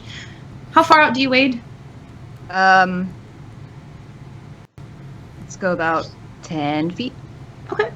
Yeah, there's like a slow, gentle slope out into the water, so you can kind of wade out. Like with general traveling boots, you wouldn't have to worry about the water getting too far in. There are lots of. It's not seaweed because it's fresh water. It smells like fresh water. No salt in the air, but there's definitely like vegetation on the ground, and you do see these like long, thin, curly green, almost like finger-like bits of this grass kind of like poking at your feet Okay. as you're standing there. And go ahead and make perception check as you're standing there still looking for something that looks edible to come. Got a 7. 7? Okay. I will also take gators. Gators. Okay. Yeah. All right. That's fair. Let's see here. So you're standing and you're watching, and in this general area, there does seem to be more vegetation, but you know that the sort of like smaller fish are going to come out to the sort of edges to munch on this a little bit. And you don't see anything at first, and then what you realize is that there are little fish in this area that have similar long, sort of green, they almost look like ferns, like tiny little like fern branches where there's tiny little leaves coming off of them, but it's like a natural camouflage. It just takes you a long time to realize that that's what this is. That some of the vegetation does seem to be kind of like toying with your feet, but there are fish inside of that as well. So you could go ahead and make some attack rolls to try to spear these fish. I got a 24. Nice. Go ahead and make a second one. 27. Perfect. I figured that this would be fairly successful for you. Okay, so you are able to spear 5, about 3 pound, fairly. They're like long and thin. That's one of the reasons why they were hard to notice at first. Of these like long green, kind of frondy looking fish. Okay, cool. Takes you the better part of like 40 minutes or so. When I'm done with that, I'll bring him over to Tazlin and be like, do the thing with the fire with the hand, and I'll just hold him over his hand. Oh, perfect. While she's fishing, Tazlin's going over to that berry bush. Oh, okay. And, what are you taking from the berry bush? Tazlin's going to hold his hand out underneath it and be like, I would like to have some berries, please. And he's going to wait like 30 seconds. See if any drop into his hand. Okay. So there's this like very typical kind of like roundish, thickety looking berry bush. And there's these beautiful, they almost look like golden raspberries from it. And while there were other sort of like flora that you had passed that kind of made noises and seemed to react to the environment, these just look like golden raspberries. Oh, well, they're not sentient. Sorry, Kale, I couldn't find your awakened shrub. I checked. I'll take some berries. Okay. Not like a significant amount, maybe like 5 or 6, and he's gonna squish one in his hand. He's gonna kind of like dip his quill in it and write in his spell book with it to see what color the juices are. Okay. So on the outside it's golden, and as you squish in your hand a little bit, the sort of like shiny gold outside mixes with a more like orange interior, and it makes what almost looks like an actual golden ink that has a bit of like a bronzish undertone to it. So when you write with it, it's actually really beautiful. It's not as thick and like dense as ink would be, so as you write you don't get quite as like beautiful clean lines, and it does kind of like soak into the page a little bit. Like it's magic, so it's not gonna like ruin it or anything. Mm-hmm. But it's more faint, so it ends up being kind of almost like a little bit translucent, but as you move it in the light, it definitely catches the like twilight glimmer very beautifully. He'll kind of pocket the rest of the berries, and then when she wants the flame, he'll kind of heat it up. Okay. Do you like gather like brush in the general area and make like a campfire with it, or are you just gonna like cook it under your hand? Under the hand. I will insist on not having a campfire. Okay. No one brought any tinder. Do you have tinderbox yeah. in any of your supplies? Because that should come with. Tazlin has a torch, a tinderbox. Okay. So you can cook it under your hand, or there's also the option of taking things you've brought with you, if you would like to do that. But if Nos is insisting that you cook with your hand, so that's up to you. We are not making ourselves a target for anything around here. It's not good. Yeah, so he'll scorching ray the bottom of the pan to keep it heated. Because I don't think I have create flame. Are you holding the pan as well? So you're like holding it and like scorching ray like directly up on the bottom? Yeah. Like okay, I will make you roll a check. Slowing the rays so it doesn't like burn the fish. Alright, perfect. Yeah. Okay. I'll waste a slot on that. Scorching ray is a cantrip or second level spell. Okay. I would say that at this level you have what, 3 rays of that? 2 rays? 3 rays. I get 3 rays at level 2, and then I get an additional ray for every level I have cast it. Okay. So the first 3 rays of the spell hit the bottom of the pan, and it gets red hot at first. And as that kind of like subsides a little bit, then it does maintain the temperature for quite some time because it was so superheated so quickly. So you feasibly would be able to cook them. Are you going to like field dress them first, or are you just whole fish plopping it in the pan, cooking it insides and all? Oh yeah. I mean, I'm not going to eat the fish, so. Yeah, I assume you're holding it and Nos is doing the cooking. Yeah. Because she's kind of got the thing. Okay. I'll field dress it though. I'll just run a blade along the scales. Okay. This certainly brings me back. Did I ever tell you all about how I used to go adventuring with the Turnbuckles and Raziel? And I had to prepare my own food? Ah, good times, good times. I love it. More in-depth details about it. Well, you may not know this, but I know how to snare alligators. How do you do that? Well, see episode 46 when we were in the Feywild and Taslin totally caught more alligators than Raziel. And he explains in detail about how he just electrocutes the entire water and kills everything. And then he just cuts her tail. Not exactly humane, but efficient, I guess.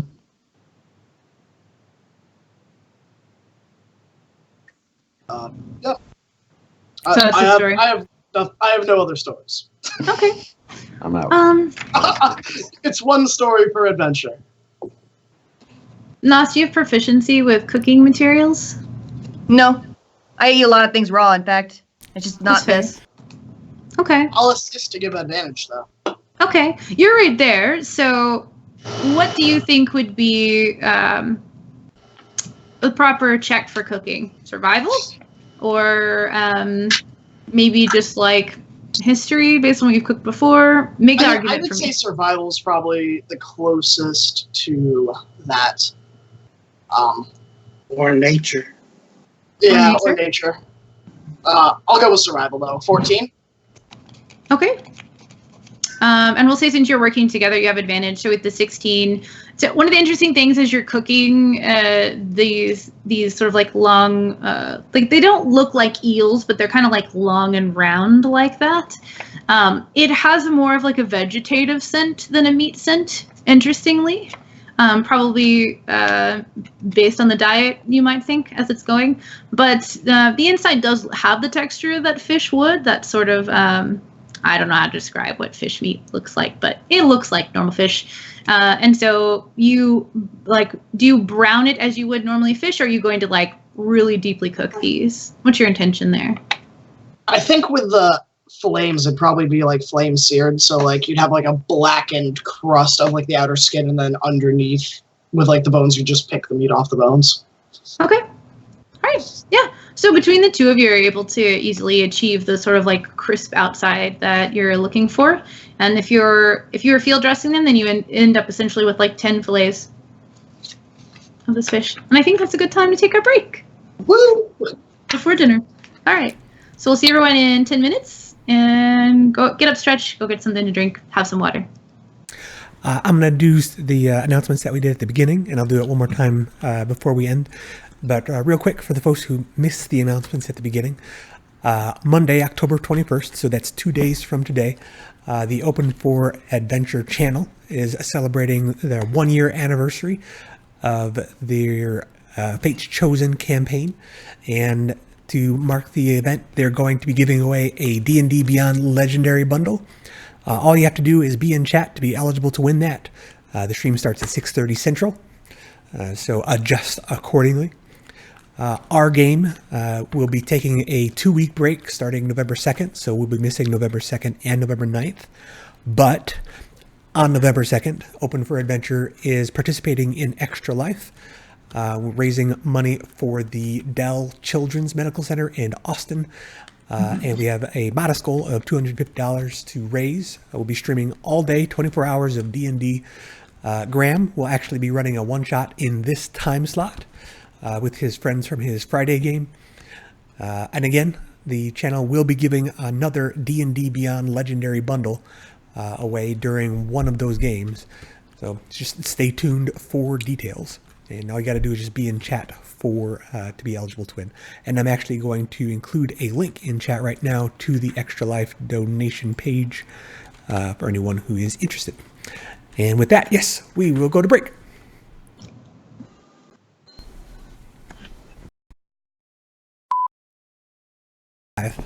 Hey, welcome back from break. I guess welcome ourselves back from break. Thanks for sticking with us while we go and get water, or just sat here and chatted, because I didn't get up and stretch or drink water or anything. In fact, I drank coffee, which is the opposite of what you should do. So you all have 10 fish fillets. What would you like to do with your 10 really like vegetable earthy, not like bad earthy like patchouli, but like vegetative almost. It's almost like it's the meat and the salad in one. It's kind of like the smell you're getting from these fish. I'm gonna eat that. Okay. I'm gonna feed Iskar one of the berries and see if he dies. I know it sounds dark, but I'll just bring him back. Iskar is a fey creature, correct? Yeah, he's a Fey bat right now.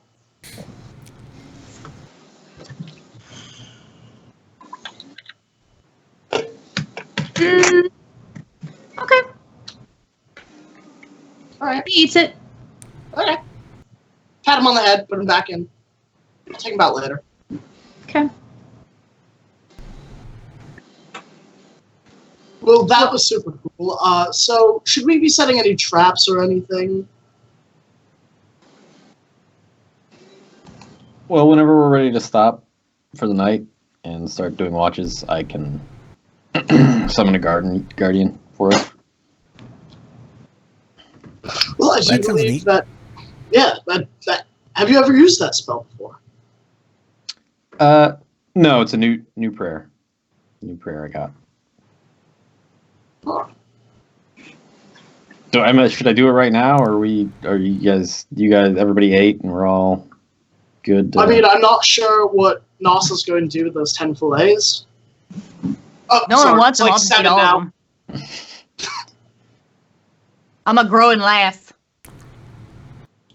But yeah, it makes sense for us to get ready to go to bed.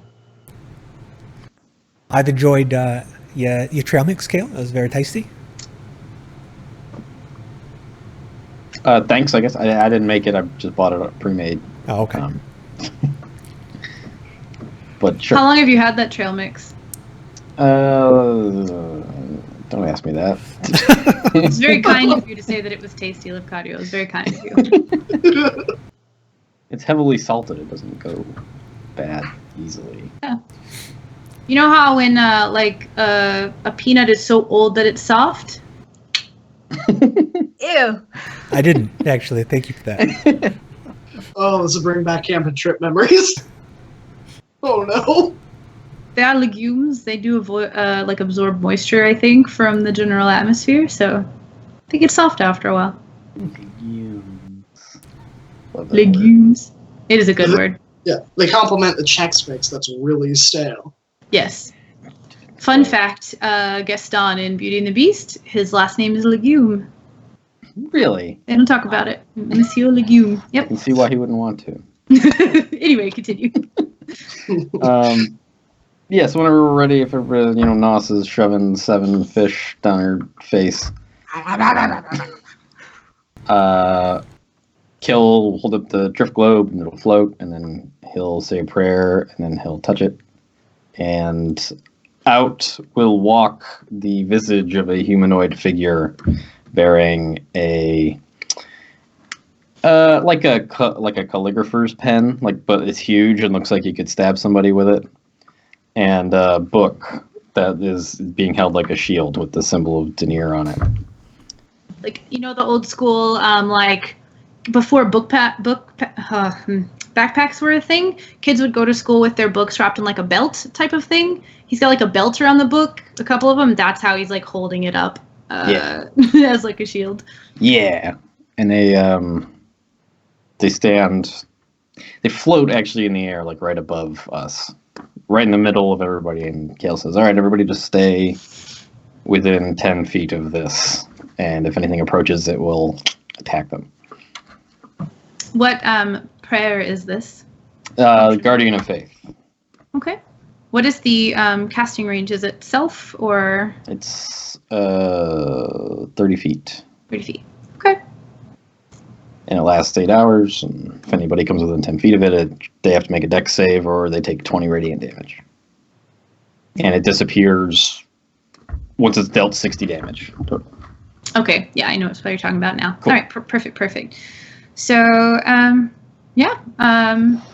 in that case, do you all just plan to sleep at the same time, or are you going to go ahead and take watches anyway? What's the plan? Taslim is going to activate his Ring of Invisibility, go invisible, and then go into a reverie for 4 hours. And then he'll take the remaining watches at the end. Okay. Kale will take watch 1. Okay. Wampum will take it with Kale. He's got some Thunderbelly Ale to finish. Okay. Nos is just going to sleep all the way through. Okay. I guess I'll take the second watch. All right. That sounds good. So, like 2 hours, and then 4 hours for Taslin? Okay. Or like roughly there where everybody gets the long rest? Yeah. Okay. Anything special you do before you go to sleep, Nas? Mm-mm. Okay. Curl up. Just, I guess I'll mutter a prayer and then fall asleep. Fair. Levconio? Yes. No? Okay. And I already know what Taslin's doing. All right, Yeah, so I'll send Raziel because I might as well burn those spell slots before the end of the day, all right? okay. He's just going to say going to the Rose Court. That's just me being dumb, not Taslin being dumb. Yeah, Rose Court is going to the what, Rose Court to speak with someone in charge. Got attacked by some Eladrin. Not sure what happened there. Whatevs. How are you doing tonight? A moment passes. Do you say it out loud or is it all in your head when you do it? I think it's all in my head because Okay. otherwise Taslin would seem really weird. Yeah. Well, I'm just, making sure. I'm seeing what you're doing. A moment passes and you receive a response. Oh, you're here already. When do you think you'll arrive? I've been fine. Taslin can't respond. He has no more spell slots. So he goes to bed. Or Fair. goes into his reverie. Okay. So, go ahead, Kale and Wampum. You can make perception checks for your watch. Yeah! Oh, crap. Can I cast guidance on Wampum? I don't think that's no. I mean, if that's something that you would normally do, then yeah. I feel like the perception I will check on a remind watch is everyone. like a thing that takes a long time. So We have advantage sorry, in rerolls. Just throwing that out. Yeah, Right. you do have advantages in rerolls. Good. Sure. I rolled 2. Sorry, what was the number? I said the first one I rolled was a 2. But this one is a 19 plus 8, 27. And I got a 9. 29.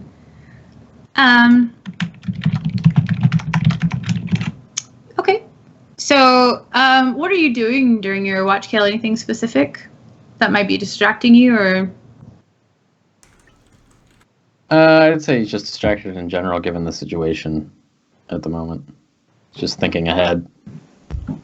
Wampum keeps blowing smoke into Kale's face, so that That's gets, okay. What are you burning in there? that's good dwarven tobacco right there. How do you grow that? Because traditionally you don't live in an environment that's conducive to tobacco growth, I feel. It's an old dwarven secret. Do you know it? I don't grow tobacco. I make me Thunderbelly ale. So you would grow hops, right? Or what's... I've never asked, actually. What goes into Thunderbelly ale? Well, there's the hops and the barley, and then there's a slight tinge of raspberry, and we throw a little bit of vanilla bean in there, and then it's mostly peaches. It's mostly peaches. Yep, So you have orchards. of course. Wow. I should have asked to tour them when we were in Erebar. That's odd. That sounds odd to me. I don't know. How do you guys... I guess you'd have to make some sort of scaffolding to get up the trees, or... What, is that some type of short joke? Yeah. Yeah, it was. Actually, we just walk around and shake the trees. That sounds appropriate. Appropriately dwarvish. Hey, one of us should be watching for danger right now. So, Wampum, as you're having this conversation and making perhaps a deception check or telling the truth. I don't know. No, I'm kidding. You're having this conversation, and out of the corner of your eye, you notice, and it's like interesting that you didn't see it before, but probably because you're being still now and you're having a conversation. You look down and you see that sort of like on the edge of does this protective thing that you've cast have a glow to it? You said correct? Because you don't have like it's twilight, so it's not like it's dark. You're going to be sleeping in dim light. The spell description says that the shield and weapon are gleaming. Okay. So it's perhaps a little bit brighter than it was before, but again, like the sun doesn't really set here. It's perpetual twilight, so it's not like you're having to be in the dark or anything. So perhaps just like by being still for a while and kind of being in like a sort of like restful, watchful state, you see about like 10 feet away from you on the ground, there is what would be like a clover, like you would recognize as a 4-leaf clover, except there are 11 leaves around the single one. And it's just sitting there by itself growing out of the ground and has 11 petals like you would expect from like a 4-leaf clover.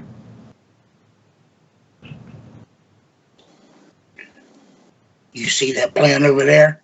Or are you not paying attention? I wasn't really paying attention. I'm sorry. What plant? What are you talking about? That's that leafy thing over there. Mm-hmm. It's I see moving. it now, yeah. It's moving. Are you sure it's not just an illusion or something? That's Well, you're the one who knows the Feywild. I ain't never seen anything like that before.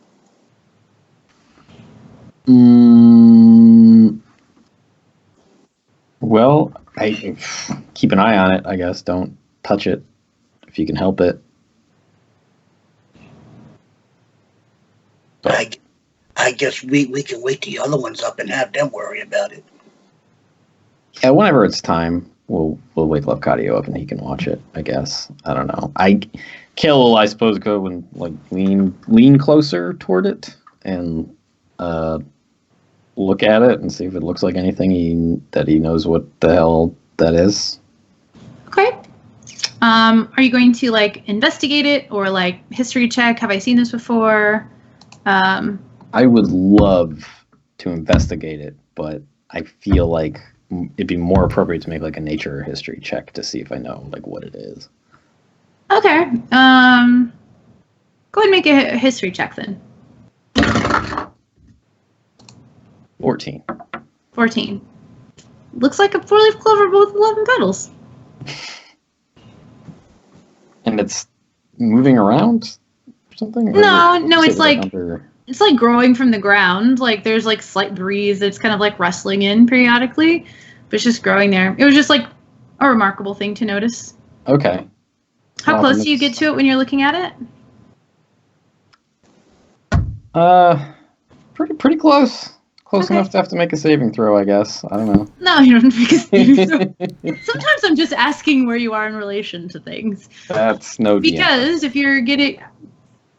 Sometimes we do. All right. If you get close enough to it to like really kind of like look at it and see if this is something that you've like inspected before, then while you're racking your brain for knowledge of this thing that you have encountered before and you can't think of anything you've read or seen or looked at with your own eyes or heard about, even in hearsay, but you do get like a distinct, very faint magical like essence to it. That's like almost palpable, as if it were like kind of like reaching out and just like if unseen fronds of like leaves were there, then like one would like brushed across your skin basically, and you're like, ooh, like a tingly kind of thing. Yeah, let's not touch that. Let's just leave that alone. It's very pretty, but so is pretty much everything else here, and it's all also pretty dangerous. And while he's taking a look at this wampum, you notice that there's this really sort of like sweet kind of honeysuckle scented like floral aroma in the air that you don't remember being there before. That smells kind of good. You smell that? No, my sinuses with the smoke, Not used to that. I swear, elves are damn worthless. It's honeysuckle. Yeah. It wasn't there a little while ago. All right. Do you feel compelled to go follow the scent or anything? You feel weird? No, Okay. it just smelled good. Okay. Well, good. I'm glad that you're having a nice experience right now. It could also be the Thunderbelly Ale. It could be, yeah. You could just be drunk. Does it have? I've heard of certain alcoholic beverages having hallucinatory properties. If you imbibe enough of it, is something I've never experienced myself, but is that something you could do with the Thunderbelly Ale? I never drank anything that was made out of vanilla and peaches and stuff before, except for the Thunderbelly Ale when I tried it a couple times, but I didn't hallucinate at all. So, anyway, I'm done talking. That was awful quick. Did you sprain something? Not that I know of. I hope not. Well, I think it's about time to wake up, left cardio. Oh, okay, yeah, you could just not answer the question I asked. That's fine.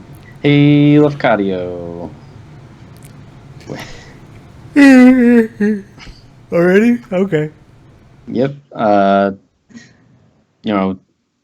Be careful, I guess. Don't go chasing many waterfalls. Oh, Is that something that we have to be concerned with? Yeah. Yeah, it might be. Don't go chasing anything, really. Okay. I was just making a classical reference to something that you guys wouldn't know anything about. It's fine. You should stick to the rivers and the lakes that you're used to, you know? Yeah. We are next to a delta with the rivers. I'm not particularly used to these, but I guess your point stands? Yeah. Just stay here. that big old plant over there, that might be something you want to investigate. Oh, that one right there? Yeah. I go pick it up. Like, the thing that looks like a big 4-leaf clover. It's got 11 leaves. Holy cow. That's more than a 4-leaf clover. Yeah, it grew right in front of us while we were sitting here. Yeah. So you pick it up and you take a look at it, and as you kind of like reach down for it and pick it, you get that same sort of almost like tingly sense of like something brushing across your skin that you can't like necessarily see. And being somebody who is like attuned to magical essences, like it's one of those like, this has got a magical aura to it. And as you do the other two. How do you react to him picking it, actually? Good night. Yeah, I just ignore it that's happening. Okay, that's fair. So you two go to sleep, do like whatever your evening like ritual type things would be. And as you sit with this and kind of look at it over the course of the next few minutes, Lefcadio, I scrolled to something else and lost my note on this, but let's see here. It was past this. There it is.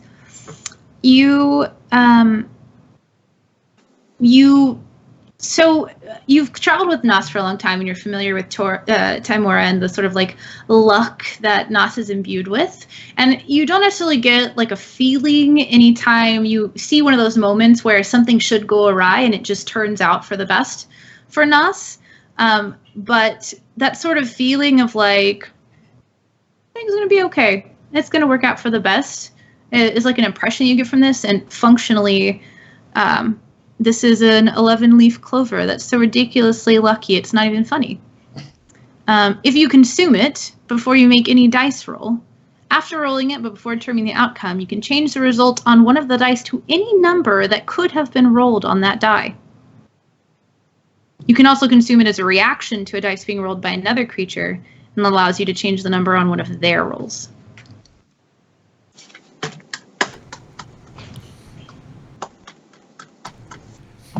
So that's a fun thing. And go ahead and make me a perception check as you're sitting and you're taking your watch. I'm going to use my DM inspiration to give myself advantage on this check. Okay, that's fair.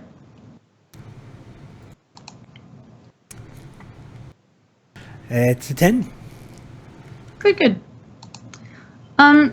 You are sitting there and you're kind of admiring this thing, and you get this distinct feeling that it's going to kind of like make everything turn out okay for you, in the future at some point, and you suddenly have this impression of this scent, really floral and sweet. If you're familiar with honeysuckle, then it would smell like honeysuckle, but if not, then it's just like this really sweet, like calming, pleasant floral scent that kind of like drifts in on the breeze.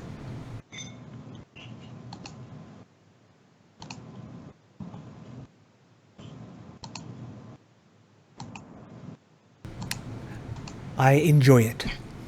Okay. Well, you sit under the watchful gaze of this scholarly protector, and the 2 hours of your watch pass, and it's time to wake up Taslin. Is Taslin invisible? Yeah. Yes. All right. I look for where there's no one at, and I start kicking around to see if I can I find think his body. Tassin set a blanket down that he would have like sat on. Okay, that's all right. I find him there. Taslin, wake up! I wasn't asleep. I don't know. You're invisible. I can't see you. I mean, that's a fair point. That's on me. You've got me on that. Everything looks clear. Only thing that's changed is there's a scent of honeysuckle. If that's noteworthy to you as someone who's been here before. Oh, delightful. But I'm gonna catch some Z's. Have a good one. Have a good night, Lefcadio. Pleasant dreams. And Taslin will get up from where he was sitting, and he will go take his watch, I guess. Okay, make a perception check. Just a Oh, general, for the course of the next 4 hours. Do you want me to do one every 2 hours, or just one for the 4? Just one. That's a nat 1, but I will use my DM inspiration to make that a 25. Okay, that's fair. So you're sitting there, and Lefcadio has told you about this scent of honeysuckle, and it's really distracting at first because you don't remember it before, and you're thinking about like what could be causing that. Doesn't look like there are any honeysuckle around or any even flowers really. Maybe it's some of the vegetation, and you realize that you're being distracted. You're like, nope, focus. And you're able to very acutely pay attention to your surroundings. You do smell it, but it's not like it's just in the air. If you're focusing yourself, then it's not distracting you anymore, and you're able to keep an eye on your surroundings. What do you do for the course of the 4 hours while everybody's sleeping? I think for the first 2 hours, Tasman just sits there and watches, and then he gets bored, and then he walks out towards the water, and then he hums a nice little song in Elvish, and then sings a little verse, and then he goes back up and he sits for the rest of his watch. What are the words to the verse that you sing? I'm not proficient in Elvish. But I think he's What do you think you're singing? yeah. I think that he's singing about how it's like an old Elvish song about how golden leaves are falling in the wind and long years are numberless as the wings of trees, and it's just very reminiscent of the changing seasons and how regardless of what changes in the realms of mortals, the cycle never breaks, and it's Okay. and it just goes back and sits. So you're kind of standing, looking out over the water. You're very acutely aware of your surroundings, so you don't feel like you're compromising your watch by doing this. You're paying attention, but you're enjoying your time as it passes. And you are singing this song, and you watch as there's some movement out in the lake, kind of towards it's pretty wide across, or I guess it's a river really, but it's still pretty wide across. It's probably 30 or 40 feet, and in the bottom it's not completely clear water, so out towards the middle you can't exactly see the bottom, and you just see this little head pop out of this elven looking woman with long hair that almost seems to be made of water, that it just seems to be consistently like running down in kind of like a river, like kind of like skipping over the stones and stuff. Almost like wavy hair is what it would look like. Mhm. And they just turn their head to the side and watch you. Yeah, Tazin will keep singing, I guess, if they're watching. He'll at least finish the song, and then he'll kind of offer them like a little nod of notice. And he'll just kind of sit there in silence for the rest of his watch. He's not going to like go out of his way to introduce. He feels like this is just how things used to be a long time ago, and he's just kind of reliving it. Okay. And they sit and they kind of like just regard you until you finish the song, and they like dip slowly back down after you kind of finish, and you're just kind of like acknowledging each other's presence. And they wave and point off in the distance, and as they do, the water starts to kind of I use the word roil a lot lately. I realize it's not that. It's kind of like bubbling, but there's no air. There's no like bubbling action. It's just like it almost kind of like raises and has this kind of like amorphous-y blob waterness to it. And as they do, this water kind of like creates this like long, almost like arching arm sort of thing, and it almost seems to like pull something up and out of it, and it sets it down on the bank about 20 feet away from you, and the water kind of collapses and like drains slowly back into the general lake area, and they wave again and under the edge of the water. And can I see what item it is from where I am without approaching it? From where you are, yeah, it's not very far away from you. So let me see here. It is, it looks like there's some sort of little, like string or maybe like a vine, kind of like in a round shape.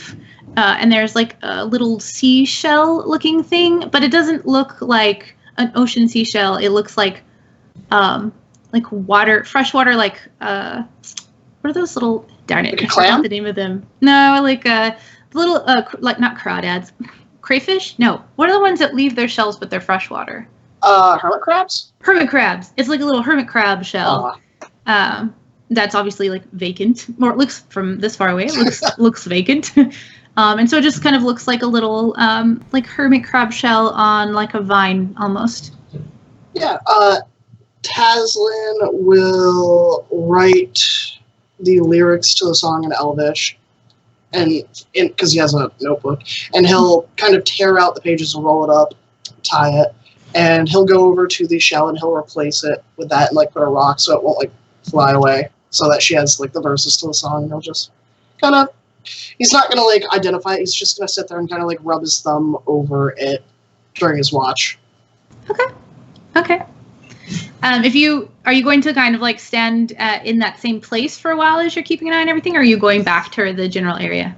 He's going back towards the general area. Okay. So you go back and you sit down and you're kind of sitting with this thing for a while, and without casting Identify, you can still kind of like discern usually the general attributes of something that seems magical if you sit with it for some time. And you can feel that this sort of like trinket has an inherent connection to water of many kinds. It's almost as if it's not like wet to the touch, but there's that like scent of like water on the breeze, like over a big lake or sometimes over an ocean. Like the kind of like saltiness comes and goes as it all seems to like fluctuate, like attuning itself to different like bodies of water. And you find that with this, you can cast I want to call it control water, but I think that's the wrong one. There's a cantrip that lets you move water or color it. It might be control water. Shape water. Shape water, that's the one, thank you. I was like, I wrote down control water, but that's wrong. You can cast shape water once a day while wearing this, and it doesn't require attunement. Okay. Tazin will kind of stow it in his pocket of his robe, like right there next to Iskar. We'll check on how Iskar's doing, I guess, at this point. Maybe, like, still alive? Hanging in there. Yeah. Little Well, feet on he'll let top. Iskar fly around. It's Okay. nighttime. He should probably get some exercise. He's going to get fat. That's fair. This fake So- creature. Do you want them to go look for anything while they're flying around? No, just do bat things, I guess. Whatever he wants. It's like his Stretch night your off. wings. I'll be like, you have to be back here by the end of my watch, but you do you. Live your best life. I If love you it. die, I'll just resummon you. Okay, bye. They go like flapping off, say flitting off, but bats don't really flit. So flapping off in the distance, you kind of see like them going like high up into the air and kind of like making a dive and swooping around. And they kind of go out over the lake and are flying in that general area. And you gather that they might be kind of like chasing little like dragonflies or something along the like water bugs that kind of hover on the top of water. And then your watch passes and nothing else eventful happens. Everybody else is able to wake up, having gained the benefit of a full rest and seemingly unaccosted. Immediately check all my parts and make sure I'm still me. Everything seems to be in the correct place. Good. I asked Taslin how his long watch time went. Oh, it was fun. Nothing Okay. too out of the ordinary happened here. Great. Good. Well, are we close enough that we can walk, or do we got to get back on these damn carpets? Oh, we have to keep flying for sure. Damn. Hey, Nos. I found this last night, and I give Nos the 11-leaf clover. Holy shit! Literally. It I don't know. It seems like it's really in line with your whole vibe. So Actually, it's yours. You're the one that acquired it. right, well, You were the I'm one that was bold enough to take it.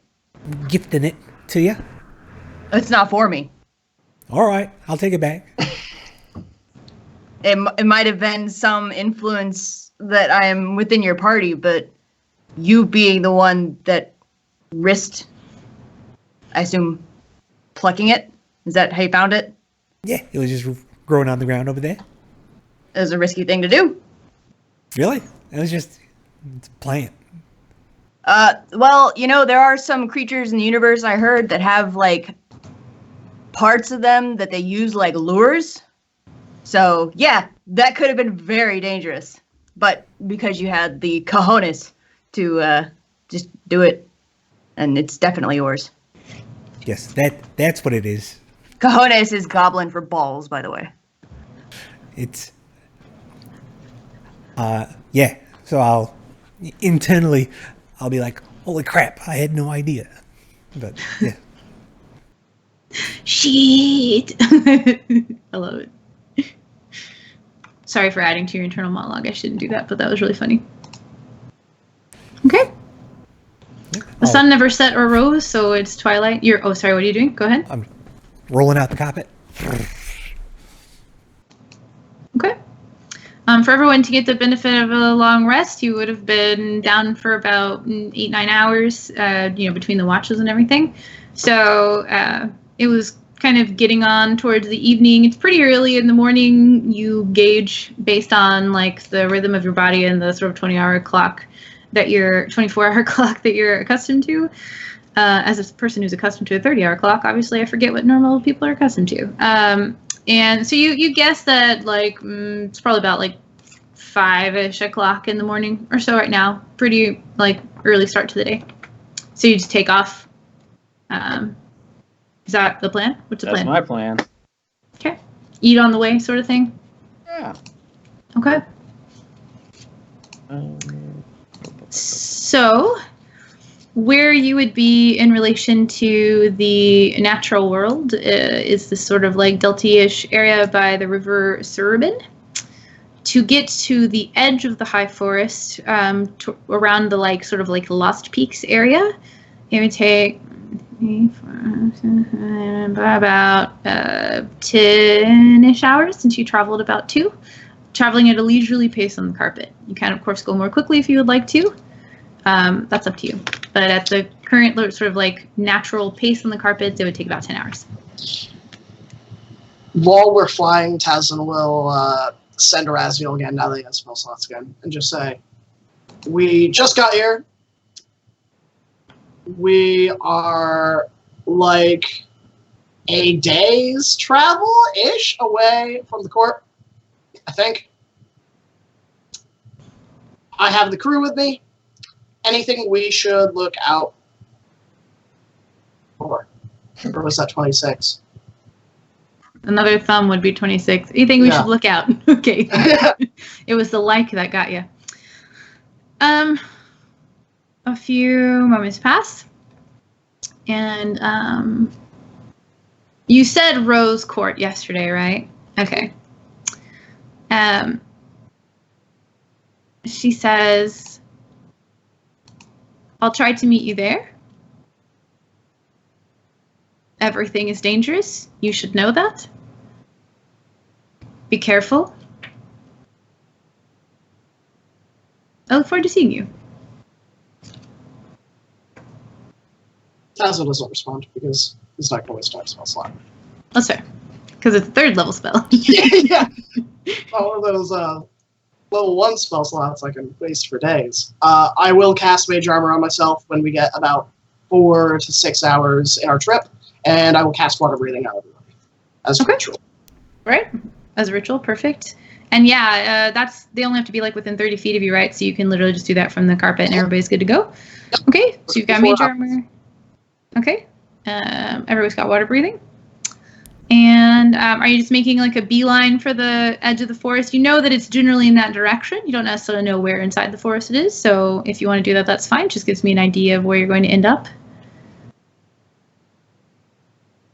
Oh, I guess Tazin should probably share what he sends, people. Good. By the way, everything in here is dangerous, and Raziel will be at the Rose Court when we get there. Oh, good. Does she know somebody at the Rose Court or anything like that? I didn't ask, because I wanted to be prepared in case Mora Lodgen decide to have their fun and attack us. Fair enough.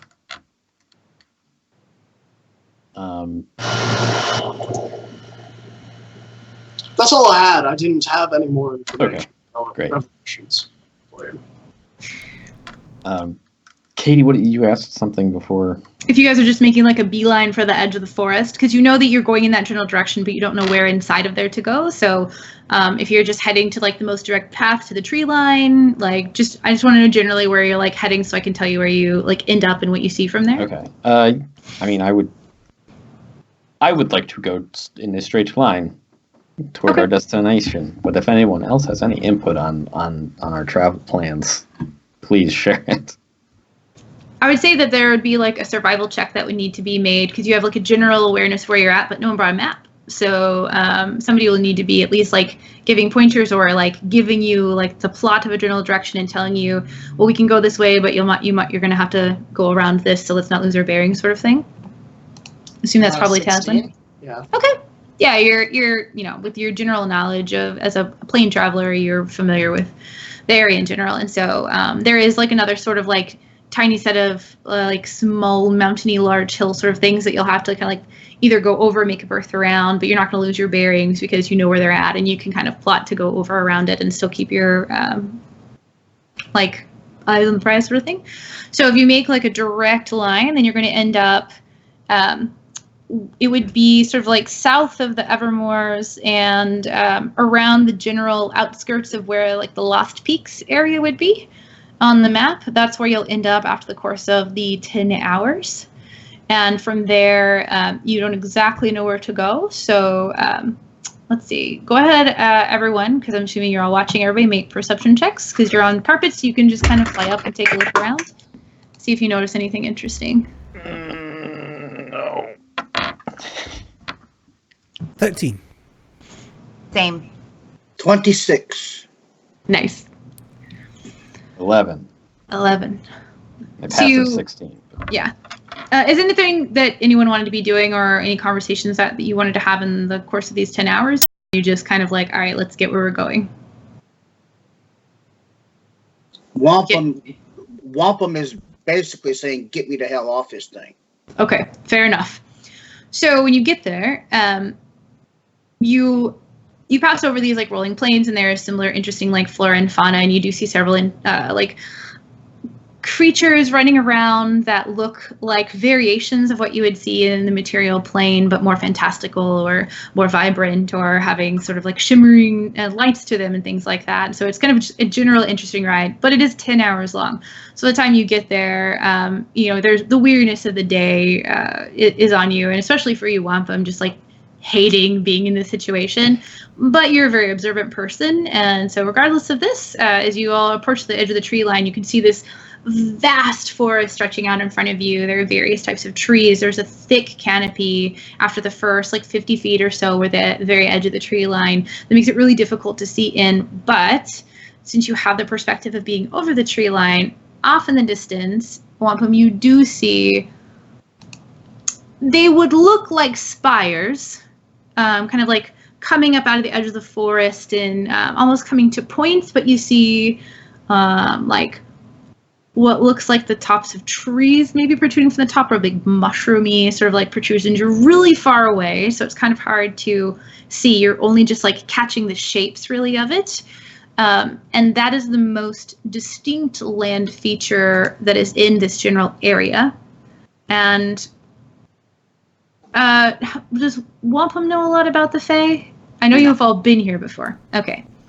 So you see that, and just based on your knowledge of how long it's taken to travel as far as you come, it's probably like a couple of hours at this pace flight into the forest.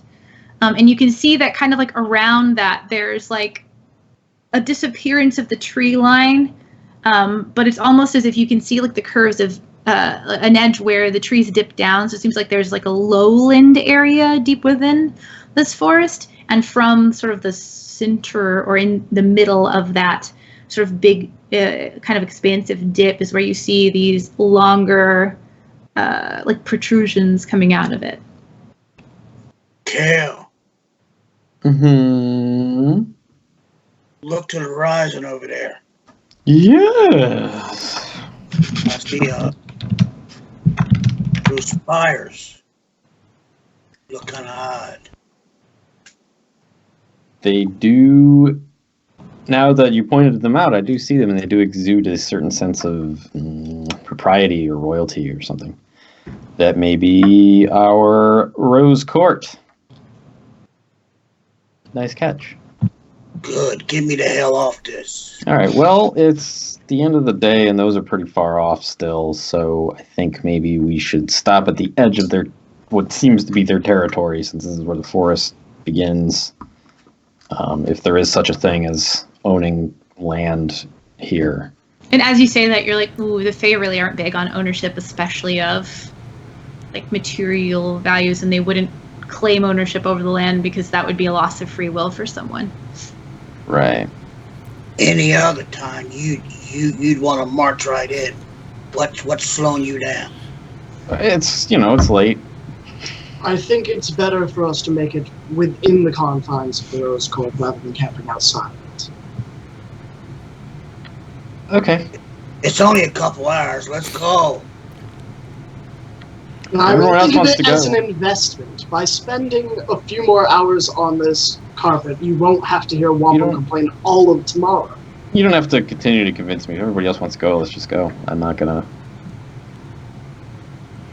be a jerk about it. We can just go. And let's put it in overdrive, please. Well, overdrive for us would. Okay, you go as fast as you can on that carpet, and we'll match pace.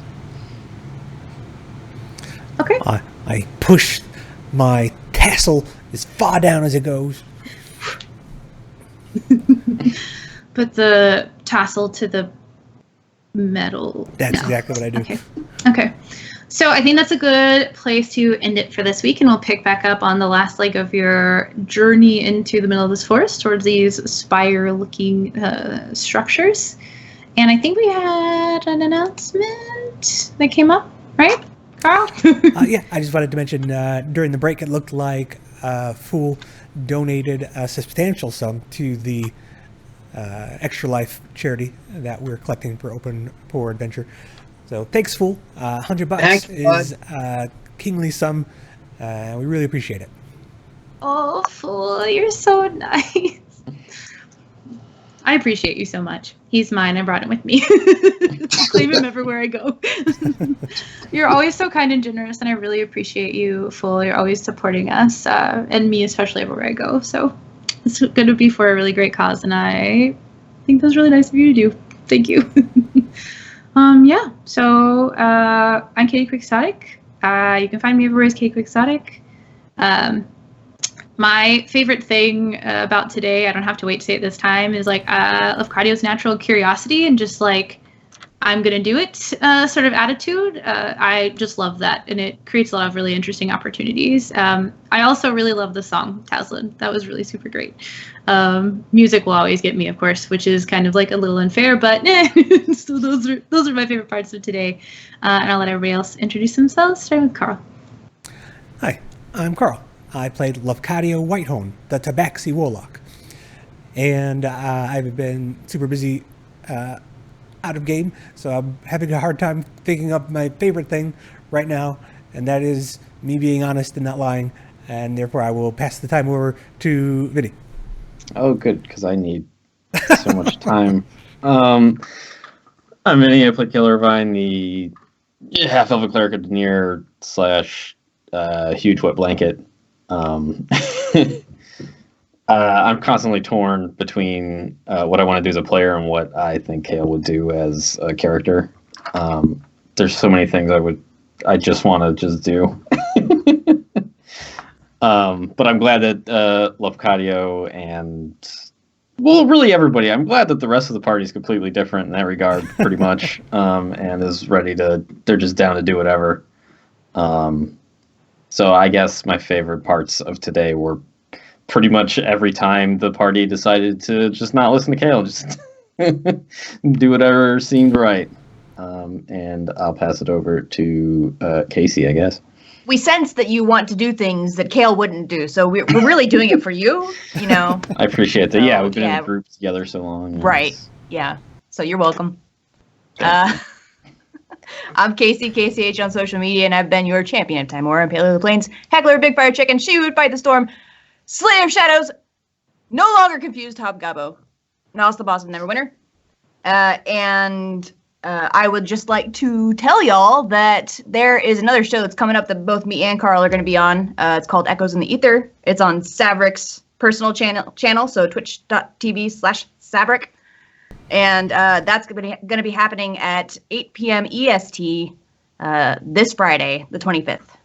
And that's also featuring like an amazing cast. That's Eris Savad, me, Carl, Music Combat, and Jovar of Celestia, not to mention the great and mighty Savric. And my favorite part of today was probably the part where Kale and Wampum were just chilling and chatting and talking and just being beside each other in existence. They don't get a chance to do that very much, and I'm struggling to remember a time in which they've just been alone like that at all. So I was a little bit like clenching up and nervous, like, oh no, what's gonna happen? It's gonna end and someone punched someone in the face, surely. But no, it's just like, well, you want some alcohol? Sure, I'll take some alcohol, blah, blah, blah. This is good. Passing it on over to John. Hey everybody, I am the Dwarf of Marabar, Master of the Axe, Enemy of the Drow, Traveler of the Plains, Destroyer of Shadow, Deliverer of Certain Death. I am the one and only Wampum Thunderbelly of the Solinar. And my favorite part was just all of the character reactions today to each other. It was some good stuff. You know, out of combat, it was some good stuff. What you think, Taslan? Oh, hi there, friends. Didn't see you there. My name is Graham. I play Taslan Evrio, your Shadow Arcane Necromancer Wizard. I had a blast tonight, and thank you everyone that came to watch. We value you guys so much, and you make this what it is, which is super excellent. My favorite part was Kale approaching the mist about 30 feet away, and then having someone greet him and go, nope, nope, nope, nope, nope. And the reason why was because a long, long time ago, when we took our first baby steps as those adventurers into the Shadowfell, we had a moment within an inviting little cabin where we'd all been like borderline dead. And we were like, nope, nope, nope, nope, nope. And it just, now that we're mighty and powerful, I'm glad that some things stay the state, and we're just afraid of everyone that invites us. Oh my god, I had no idea. I love that. Accidental callback. Oh, that's perfect. Yeah. Oh, yeah, I forgot to mention that my new campaign starts tomorrow too. If you want to come see a new character that I made that's going to be completely foreign to me and super fun to play. Tomorrow at 1 o'clock Central Time, I'll be on twitch.tv/sleepiest_. If you follow me on Twitter, I've been yelling about it for a couple days now. So we'll be doing that in the afternoon, and I'll be playing with some peeps from the UK, so fun accents and fun times, and interesting English confusion will abound as it continues to do so as I play with them. But yeah, so do we have a raid for today? We do have a raid. I will make 3 closing announcements before we the raid. Oh, yes. And thank you again, Full. Go ahead. Absolutely. This Monday, the 25th, 21st. The 21st. Monday the 21st is the day. That is Monday. That is this Monday. The Open for Adventure channel is celebrating a 1-year anniversary of their Fate's Chosen campaign, and will be giving away a legendary D&D Beyond bundle. You just have to be in chat to be eligible to win. The game starts at 6:30. This game will not be playing on November the 2nd or November the 9th. We have a 2-week break. But on that day, that's November the 2nd, Open for Adventure will be doing Extra Life, raising money for the Dell Children's Medical Center in Austin. 24 hours of D&D all day. And again, during the one of those games that we'll be playing, there will be another D&D Beyond Legendary Bundle given away. So just stay tuned for details. In this time slot, Graham will be running a one-shot with his Friday friends. So Graham. And that's Graham, I think, what I'm pointing at. And that's it. Those are the announcements. I will, again, link the Extra Life in chat. And then we will, in fact, be raiding the Scraticus channel, which I understand is running games with new DMs all day today. So let's give them a look-see and see how they're doing. Bye, everyone. Bye. Thank you.